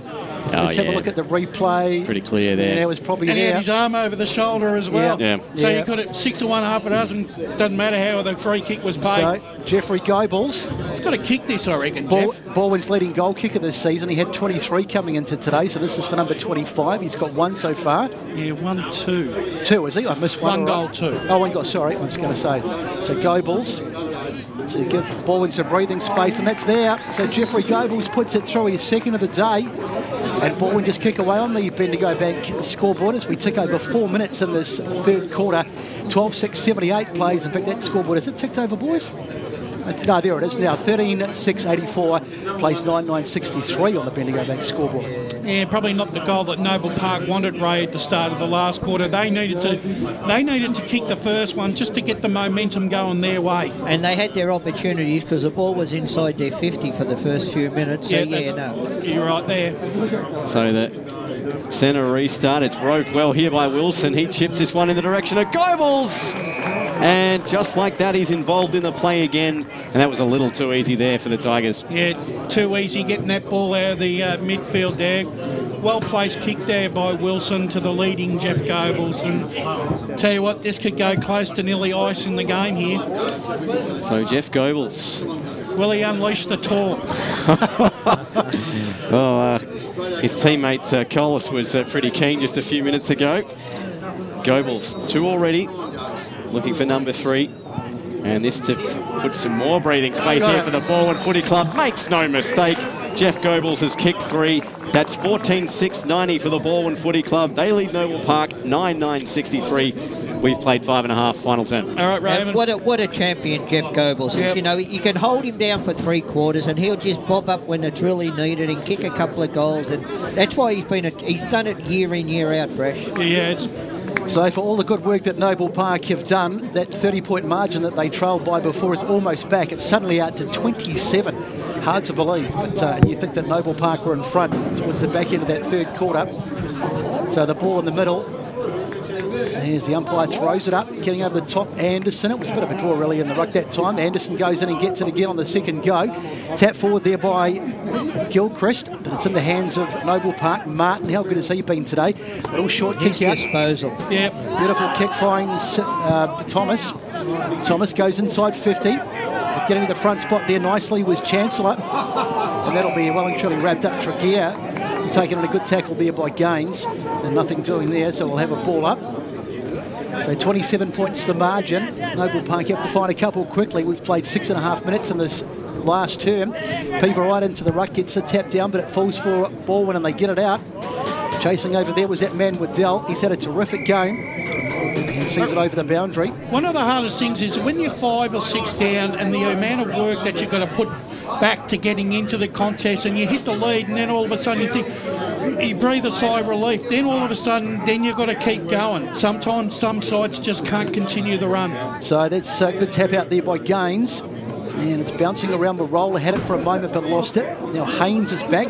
Haynes puts it onto the right foot, a bit of a banana. Jaffa Williams went in there, but he couldn't take it. Goebbels gets a hand pass off to O'Regan. O'Regan's kicking, this might just about... It's there. O'Regan has put it through. And I reckon we just about might call it. That really is might be just about the killer blow in this game. That man, Jeff Goebbels, that hand pass, the way he attacked the ball to win the ball, and then the handball's out to O'Regan. This is the Baldwin of old in the last couple of minutes. Jeffrey Goebbels has really stamped his authority on this last term. 15-6-96 now, Baldwin against Noble Park's 9-9-63, and it's going to be a mountain to climb now if the Bulls are to get back into this, Steve White. Indeed, and I think O'Regan went check side with that kick. Beautiful. So we've had quite a few contenders for goal of the day this afternoon. I still think Liam Smith has got to be up amongst the contenders as this one off the deck now by Smith. Synonymous is his kick in towards centre half forward now here for Baldwin. Wrested away from Goebbels here to Jaffa Williams. Snap off the left boot is too short to the near side, and just the minor score there for Baldwin. They extend their lead by 1 point, 15-7-97, plays 9-9-63. Well, it has been backs to the wall effort for Baldwin. They needed to respond this afternoon. You know, they were looking at 4 straight losses. They've responded, and you know, it's some promising signs this afternoon from them. Particularly, we talked about at the start of the broadcast, I mean, what goal-kicking problems with Manuel, Barker and Haley out of the side. They've responded in kind to that. Is Gordon. Brings it in now here for the Bulls. Kick up towards the direction. The ball is taken there by Chancellor, but he couldn't hold on to it. The ball's loose on the deck. Ball can't take it either. Marston's in there for Noble Park. Pretty strong tackle applied by Ball. Trying to burst his way through his court. And finally, the umpire says, there's a free kick awarded. And it's going away at Noble Park. 9 minutes played. Deep in their own back line. Goes in short now in the direction here of Nelson. Arriving late there was O'Regan. Nelson took the mark regardless. And Noble Park just looks like they've slowed things right down, but Baldwin marking everyone. Nelson now swings it out wide now here to Gordon. Before Gilchrist could get there, Gordon thought about switching the play and switched back to go down the ground. In the direction there of right. Chancellor did well to knocked that contest down. Thomas couldn't win the footy. Chancellor again goes in. He's tackled hard there by by Byers, and we'll get a ball up. So big tackle here by Byers. As we have another stoppage, up it goes. Been a good jaw on the ruck, good ruck jaw today as a tap down, but it's taken away there by Noble Park. Marola got a terrible hand pass away. Marola went to nobody, going in there trying to rescue the situation as Zijai, and he did. Won himself a free kick. High. Fairly well because he's won himself a free kick. It wasn't a great hand pass there from Marola, really putting his teammates under pressure. Collis it was, but they get out of it at Noble Park and they have a free kick. One of the things that the young Noble Park forwards are going to have to do, especially when Peter Wright plays down there, one needs to be shadowing him all the time so that he picks up the crumbs that Peter Wright can't take when he's not taking a mark, because otherwise they're not going to get anything out of him. So a must kick here as Zijai sends it goalwards, but it looks to be off target, and it is. So it goes through for a minor score. That's been the story of the day for Noble Park. They've just missed too many opportunities. And that's 3 points to Zijai this afternoon, and probably 2 of those were probably very gettable goals. Should have kicked that one. 15-7-97 plays 9-10-64 on the Bendigo Bank scoreboard. The kick out towards halfback. Reagan was there, but he couldn't take it cleanly. Going in there was Garnham. He's been one of Noble Park's better players today. Ball on the ground. There's O'Regan again, and he'd be close to one of Baldwin's best as well. Now ball gets a handball down the line. And they're looking for is that Sketcher? I think it is. Now Garnham again. Now Marola. It's very messy, this period of play. I think it's Smith going in there for Baldwin. Let's just have a ball up umpire. This is a mess. Absolute mess. The 3-2-1's going to be very interesting today because there really hasn't been a standout four-quarter player for either side, really. Got a blood rule here. I think Tom Wilson's coming off the ground. So 11.5 played. Oh, he's cut up. He's not in great shape. We shouldn't laugh, but 15-7-97 Baldwin lead. Noble Park 9-10-64. The lone EFL game across all 4 divisions here this afternoon on 98.1 Radio Eastern or streaming around the globe, efl.org.au. As Herbal, it looks like Gilchrist is the player to replace Wilson. He just earned himself a spell. I thought he's been all over the ground. Here's the ball up now. Byers wins the tap. Gilchrist straight off the bench and straight into the action. Turns around, puts it onto the left boot. It's a high up and under in towards the half-forward line. Plenty of flyers there, but it's picked up by Marola. He's dragged to the ground. Noble Park can't win the footy. Baldwin can. It comes out now here to Collis. He has a go! Oh, it was smothered just at the crucial juncture. Loose in the goal square. Goals! Number 4! And that was touched. Oh, really? Well, I'll take that. Point number 4 then. That's what I meant to say now. So, Goebbels with the minor score. Ball moved to 15-8-98, 9-10-64 Noble Park. So Gordon with the kick out as Steve sits down again. Going in there for it was Marola, Marson it is, sorry, and he's taken the ground. Well, they all had me beat. They all had their hands up in the air. That was the best called point of the day. It was the best called point of the season, even better than BWS. So Reagan with the ball. He's had a terrific game for Baldwin today. He'd be certainly in the 3-2-1s, I would say. Here's the kick towards the pocket, going up there and knocked away. It was Goebbels again.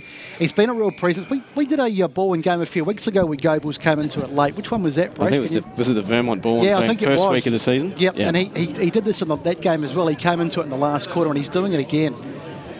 So, throw in. Here's the tap down. He's going in there looking for it on the ground was Marson. And now once again Noble Park will try and get themselves out. Lambert's kick is going to be out on the full, I think. That's out on the full. Yep, not by much. It was only probably a couple of inches in it, but it was definitely out on the full. So just pure pressure coming on now, and Noble Park really struggling to cope with it. No, he's not called it. No, he was a fair way away. Well, it was clearly out in the full, but we'll give him the benefit of the doubt because he was in the car park at the time having a smoke. So tell us what you really think. He's the driver running it was Martin. That's out on the full. That came off that one's definitely out on the full. That came off the boot of Smith. And we'll have a free kick this time to Noble Park. As the kick comes back in and Thomas unmarked. Going to take a pretty easy mark, about 45 from home on the tightest of angles. Now he centres the footy. Plenty of players there, congested forward line. It's punched down and punched again there by Collis. Well read there by Jaffa Williams, who bursts through the pack, spears it around towards the direction of that man again, Jeff Goebbels. A long way from home, edge of the centre square now here for Balwyn. And we've got plenty of time and plenty of breathing room. 34 points to be exact. As that one moved there by Stacker. It's been pretty quiet this afternoon. Tell you what, you can't miss Jeff either with those orange boots. My God. You didn't side him in the first 3 quarters. And here comes the kick in from Gilchrist. Plenty of players there. The ball loose on the deck. Railed there by Lambert. Socket off the ground. The Noble Park breaking out there is Erblet. Breaks one tackle, breaks two. Gets a kick away. And Noble Park come down this near side centre wing as that one chipped in the direction there of Wright. Had a shocker, went through his hands. Well read there by Erblet. Erblet now centres the footy. And, I thought almost read there by Garnham. Oh, that was a high tackle by Weatherald. And he's conceded, not paid. A high tackle was paid, I thought it wasn't. And, Weatherald and Garnham have a... I can't believe that the non-controlling umpire called that free kick. That was right in front of the other one. Yeah. I think there was only one person at the ground that didn't think it was a free kick, and that was the umpire who was only 3 metres away. So William Collis has already kicked 3 this afternoon. Yeah, he's had a good game. I reckon he's tried hard. So about 35 out near side, and he's kicked it. Goal number 4 for William Collis. He's been a bright spark apart with Cole Martin in this Noble Park side. They still trail though, 7-10, 10-10, 70, playing 15-8, 98 on the Bendigo Bank scoreboard, 16 and a half gone, final term. Yeah, well, a consolation goal there really for Noble Park.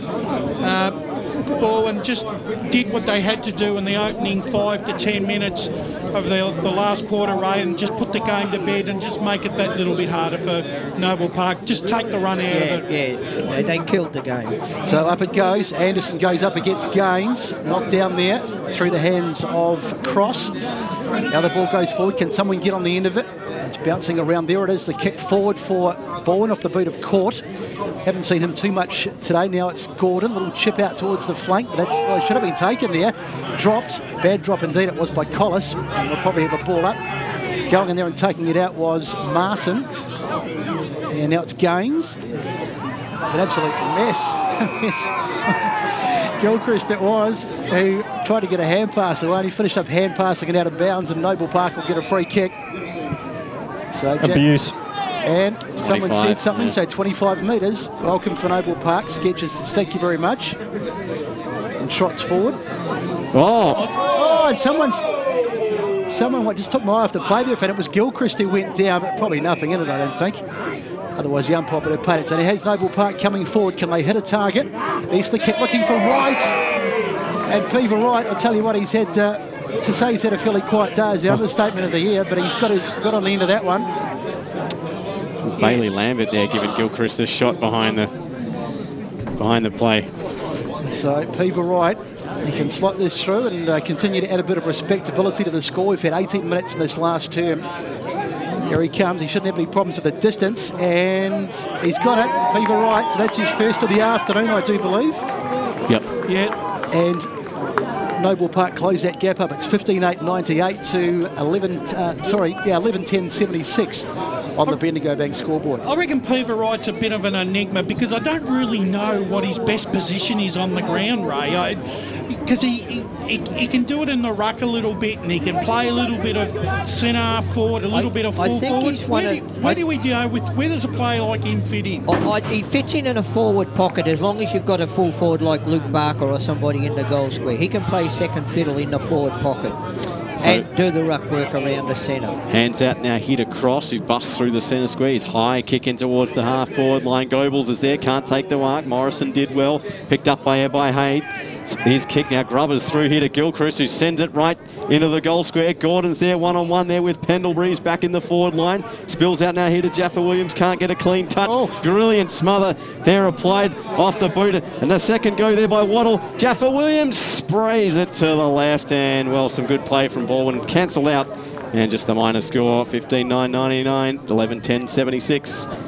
And we're approaching time on here in this fourth and final term. The Division 1 clash, Eastern Footy League.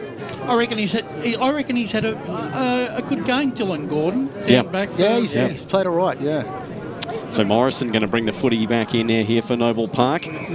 Kicks out wide to Garner, and now here to Marston, hugging the boundary line on the near side. Marston now gains a few metres, tries to centre the footy there in the direction of Collis. As it bounces through now here to Wright. Well, he had to get out of the way there, pretty solid bump. And back now here to Churgwin, who's had a good one here for Baldwin. His high kick out towards the centre wing. Two Noble Park players there, but they're both beaten there by Collis. Picked up now here by Noble Park. Speared in towards over the head of Sketcher. And over the boundary line it goes. Boundary throw in centre wing near side. One thing I must say, Breast, that the young Noble Park side, they haven't thrown it in. No. Even at the scoreline the way it is. So 20 and a half gone. Just a lack of experience in the clutch moments. It always happens with youth and just another two experienced players like Sketcher and Martin. There's the ball one down, pumped now in towards the centre half forward line here for Noble Park, but it's Tregear there for Baldwin. Oh, he is cleaned up by Wright as he got the hand pass away. Advantage played, Gilchrist kick across, doing well there for Noble Park, but hurting himself in the process there was Garnham. As the ball goes out now here towards the half-back flank for Baldwin, and we'll have a ball up. Well, Garnham went in hard. Looks like he's holding his shoulder there. So we'll have a stoppage. Mania Garnham is looking a little bit worse for wear, but he's back on his feet just for the moment. But he's looking a little bit sick and sorry as the ball comes in. Tap down, it's whacked out of there by Baldwin as it goes forward looking for a target. Oh, nice mark taken there. And the quick handball off too. And here they come again, Baldwin. Where's Goebbels? There's the kick inside 50, but nice mark. And Gordon thumps it out towards the boundary. Can they keep it in over there? Lambert, I think it is. And the umpire says that didn't look out either. Oh, no, I'd have to agree with him this time, I think. I thought he might have kept that one in, but the umpire says no. So let's have a look. Technology. That was out. Yeah, it's out. Yeah. Here's Whisker, but it was probably just there. So the umpire to throw it in. We've had 21 minutes in this final term. So the game well and truly over in terms of the contest, 23 points. But Noble Park trying to get something out of it. Sketcher going in there looking for it, but he was beaten to it by Churgwin. Now it's come back into the contest, and the umpire says we'll ball it up again. Churgwin, I tell you what, he's been amazing today. The guy looked almost down and out earlier in the game, but he's come back into it really well and played one of the good games. For Baldwin up it goes again. There's the knockdown. Good work by Beglava. Hacked across the field looking for it. There is Nelson, but he couldn't take the mark. Bouncing now. Here's an opportunity again for Gilchrist. Gives it off to the other Gilchrist. That's his brother, of course. The long kick forward. Inside 50. Bolt will be happy to see that one over the boundary. And he does. Looking a little bit tired and frustrated, the Noble Park players. But they've battled hard when it looked like they were going to be blown away. Early part of the game, they got themselves back from a 30-point deficit, but now it just looks to be a mountain too big to climb. There's the throw, and that was a push, definitely. So Baglava on gains. So what have we got here? Now finally the kick comes out right across the side. Nice work by Gordon, gave it off. Here's a chance, a little short kick finds Marson. Marson will go inside 50. Can he hit a target? Not really, but he does find Urbulet. Not quite inside 50. Now Urbulet will go back. Doesn't look confident that he can go for goal, so or is he going to have a crack? That was great play by Gordon. He ran from full back, and he was the player that received it on the wing there. Yeah, I reckon he's had a good game, Gordon. He has. So Urbulet, he's a fair way out, but he's going to have a go.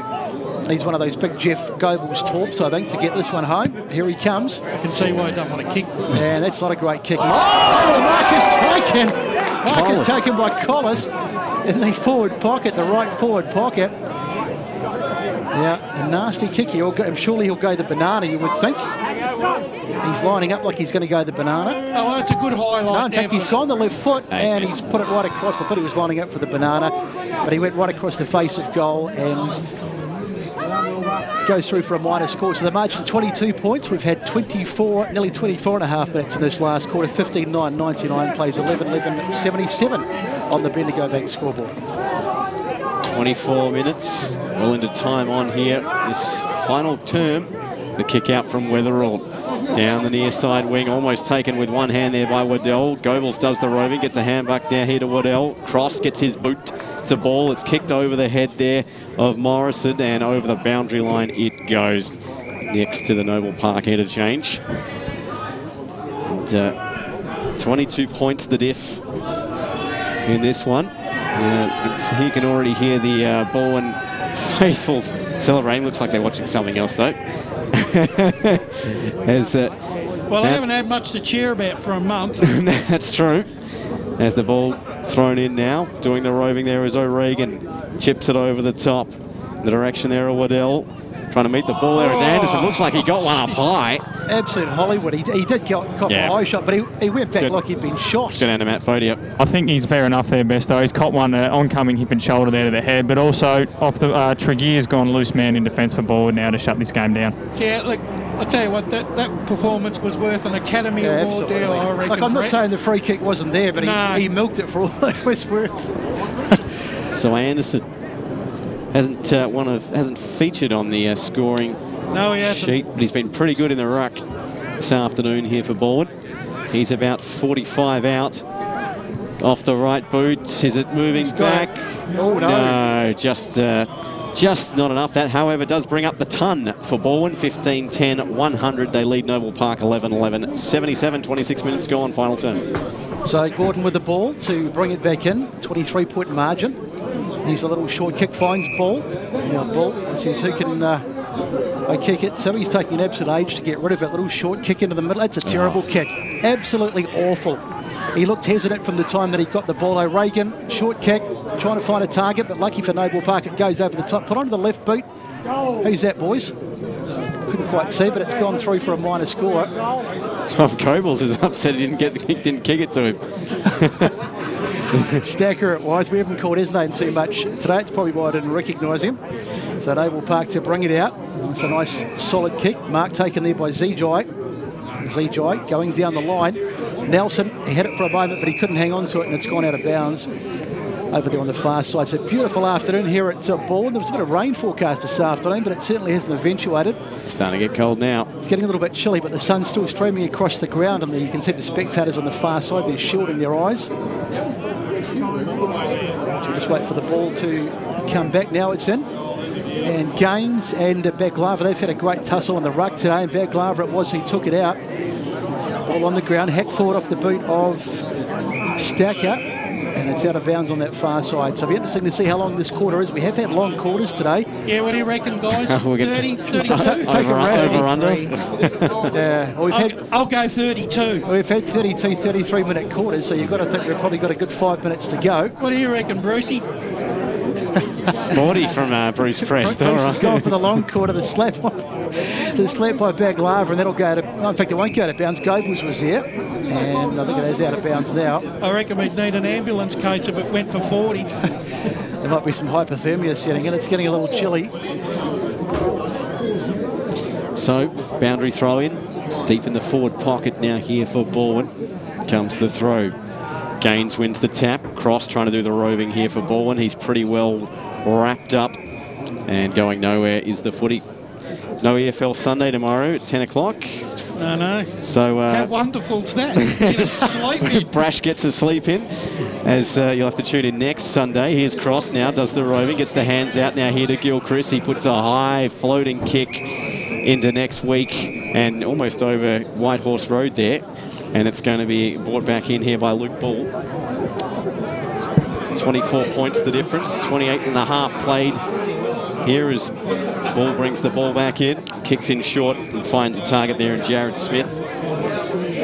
And it really is like junk time, isn't it? Smith's kick, well, it was over the head there of Baglava. Socket off the ground now in the direction here at Thomas. Can't get to it on the full, takes it on the bounce. Thomas turns around, tries to centre the footy there to Collis. Met solidly there by Gilchrist. Did well to get a possession out of that, did Collis. Right as wrapped tapped up. In there goes Declan Burrell, and the ball ends up underneath. Everyone will have a ball up. I think Thomas is a better footballer than what we've seen today. He's had a bit of a dirty day, but I can see how he at centre forward he could cause problems for opposition back lines. That's right, tap. It's busted out there by O'Regan. Cross, who's had quite a few disposals this afternoon, ends up on the edge of the centre square. Another ball up.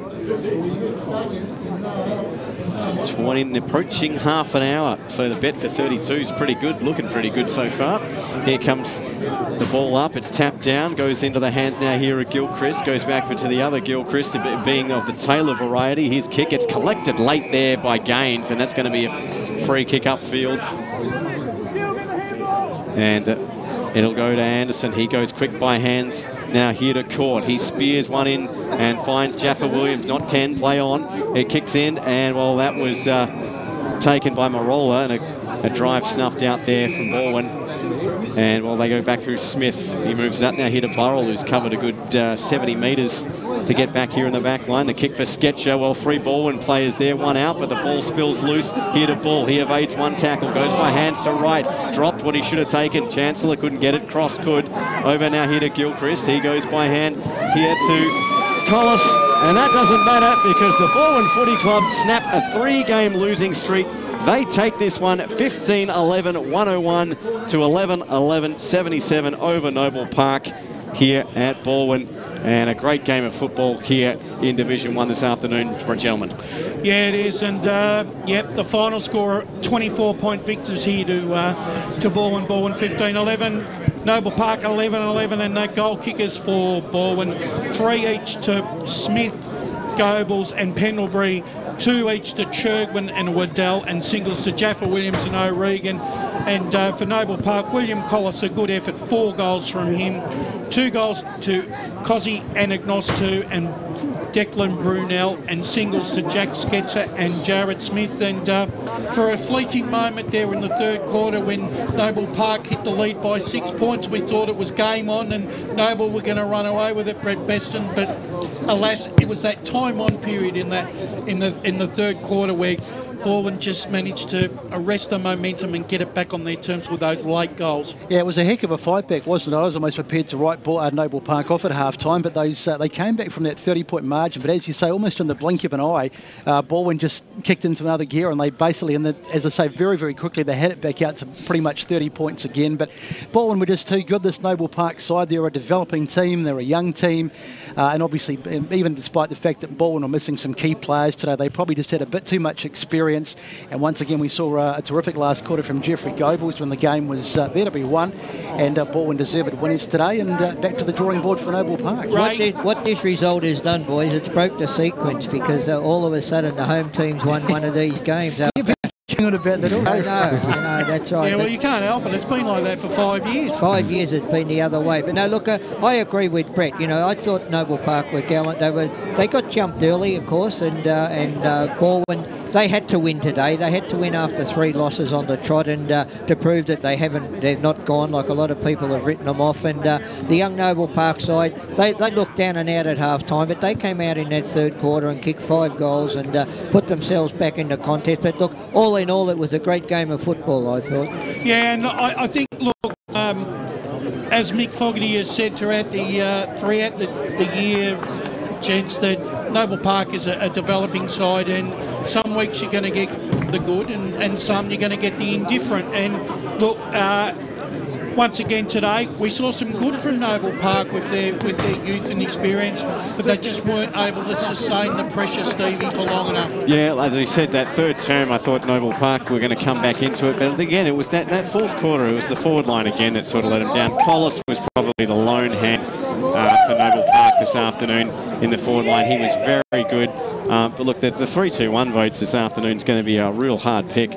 I mean, I have to say that Kyle Martin probably played the lone hand for Noble Park this afternoon. Yeah, well, the thing is, we'll probably have to start looking at the votes very, very shortly. We were only back on here for about 8 minutes, so we got to head off at 5 o'clock, so we might just start looking at we'll get Matt Fody's thoughts first if he wants to join in. He's there. Hello, Matty. I've climbed the railing pretty quick there, Brash. Oh, you have. And what were your thoughts quickly before we go to the just votes? quickly, like you basically said, Noble Park. They're on the right track. That's what Mick Fogarty was saying at 3 quarter time. Doesn't mind mistakes. They're young. They'll improve over the years. I think they've got a pretty good game style that's suited to their ground. A couple more years they'll be back where they are, or where they think they belong. I think they play good footy. I really thought Dylan Gordon, he really impressed me. He's a good player for the future. He's quick. He's got a beautiful left foot. And I'll quickly do my 3-2-1 so we don't waste some time, Brash. Yeah. 1 vote, Jeff Goebbels. That last quarter, just you need him. Game's in the balance. What did he kick? Two. Probably should have had 3 if it wasn't for that touch behind. As well, there you go there, and a goal assist as well there, that little handball over the top, I think was it Jaffa Williams. 2 votes, Dylan Gordon did a fantastic job. Pendlebury kicked 3 goals in the first quarter when Morrison was on him. Then Gordon goes back on him, shuts him down, doesn't kick another goal for the rest of the game, and actually provided a lot of attack off half-back flank, so I really enjoyed Gordon's game at number 2. And then 3 votes, I'm going to go Jaffa Williams, the best name in the EFL according to Brett Beston, but I just think his game, his speed, that's what Baldwin need. They need more players like him if they're going to make the finals. And his speed, and he just adds quality of half-back, half-full, wherever they need him. They just need probably 2 or 3 more of him. Raymond, how did you see how did the votes go your way today? Well, it was a game where I think there could have been 10 or 12 players in the whole game get votes. There was probably only one standout player for me. But look, 1 vote I gave in the end. I gave to Marco Regan. I just thought he was great down back for Baldwin. 2 votes I gave to Lockie Waddell. I just thought he early on he gave them a figurehead up forward. He could have kicked 4. He only kicked 2. But besides that, I thought that he was really great. And my 3 votes, look, he probably had close to 50 possessions. He was in a losing side, but Cole Martin, just for the work that he did throughout the whole 4 quarters. What do you reckon, Besto? I've actually put mine around the wrong way, so I've just looked. I can understand why, because it's a juggling act this afternoon. I've written them down, but I've written down 1, 2, 3 instead of 3, 2, 1. So I'll have to go the opposite way. Cole Martin, I gave 1 vote today. He's an absolute class act. We know he's played AFL. He's played at the highest level, and he just tried his guts out all day, and he really did play a lone hand for Noble Park. Jeffrey Goebbels, as he did the last time we saw Balwyn play, had a fantastic last quarter, kicked the goals, and was a real presence. And I just really loved the game of Marco Regan. I mean, I just thought he was fantastic, so I gave him my 3 votes today.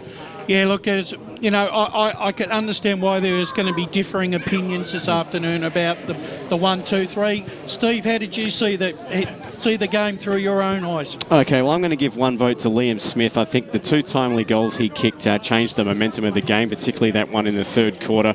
And he kicked the goal in that 1st quarter, so he got 1 vote. 2 votes to Dylan Gordon. I thought he was outstanding across the half-back line and the back line there for Noble Park. But I'm going to go Marco Regan for 3 votes as well. I've liked his game. He was very, very consistent all day. Yeah, look, like I said, it was a really hard act to follow. I'll give him my 1 vote to Dylan Gordon for all the reasons that the guys have already spoken about. He really didn't put much of a foot wrong. When you I gave my 2 votes to Jeff Goebbels. Sometimes you need someone to break the game open, and you need a match winner. Once again, Jeff Goebbels stood up to the plate and managed to do the job. And in a losing side, I agree with Ray. Cole Martin gets my 3 votes. Probably just dropped off a little bit towards late in the latter, 3rd and early 4th quarter, but he worked tirelessly around the ball all afternoon and tried to deliver the ball to advantageous positions for Noble Park. But unfortunately, the Noble Park forward line couldn't make hay while the sun shines off his good work. So I'm giving him 3. So how does that total go, We got a tie between Martin and O'Regan. Oh, 7 votes each. Okay, well, jeepers, who got the most 3s? Well, so Martin got 2 3s. And O'Regan got 2 3s as well. Oh, God. Can we give it to them joint? Well, what are we giving? What? Well, okay. We haven't got a prize, have we? So we could just give it to... we can make up a prize. What about Dan Sensick? Does he want to give his 3 votes? Break the tie? He does? You want to break? We've got a tie, mate. No, he doesn't want to do it. Doesn't want to do it. All right. Well, put it this way: it doesn't really matter. Let's just We'll Who's got a 50? 3 minutes. Let's go 2 votes. We got 3 minutes. What do you reckon, Matty? Heads. Martin and O'Regan. Martin and O'Regan. Oh, jeez. Come on. You gonna go O'Regan? Matty's gonna go. Matty reckons O'Regan. He's already had a vote. Yeah, okay. So he gets another one. Yeah. Look, I tell you what, let's just give it to both of them and let's. And Everyone's a winner. Everyone's a winner. when I'm in town, everyone's a winner. So I think that's fair. It was hard to. I mean, they were both good on their sides for different reasons. I mean, Martin battled away on a losing side, and O'Regan, I just thought he was brilliant all day for Baldwin, and I think he was. But both, you could give it either way, flip a coin, but we'll give it to them both joint. We're about to flip a coin, but doesn't matter. Doesn't matter. All right, I'll tell you what, we've only got a couple of minutes left, and I can tell you now that next Saturday's game is going to be an absolute rip snorter. It's another Division 1 clash, and it's probably an 8-pointer. It's Norwood and Blackburn down at Norwood, so that's going to be our big game next Saturday. It's time to say goodbye on this Queen's Birthday weekend to everyone that's contributed this afternoon, and Ray, thank you once again for joining us, doing special comments. Great to have you back, mate. Yeah, really Thanks, good Bash. to have you on. Thanks, Bash. Bresto, all the long trip for you today, but enjoyed your company, and great for you to call the game. Thank you, mate. Not as long as it would have been if Ray hadn't given me a ride. I'd still be finding my way here on the bus and the train. How is the train going? Oh, mate, it's here. Next question. Steve, always good to have your dulcet tones on the dial, and we look forward to having you on again very soon. Yeah, great game to bring it in, and a great afternoon and a great weather. And obviously we got Lee Green there from LKM providing all the video. What a fantastic gentleman he is, and we got some of the best video and presentation on a Saturday afternoon. And Bruce Press pushing all the buttons from Loft Production. Thank you very much, Bruce, and we look forward to having both these gentlemen back on again next Saturday afternoon. Can't do it without them. No, and with only a very short amount of time, it's my name is Wayne Brasher, and we've had a fantastic afternoon here down at Baldwin, and we hope you've enjoyed the live stream all around the world around efl.org.au. And we look forward to having your company once again next Saturday for EFL Game Day. Bye for now.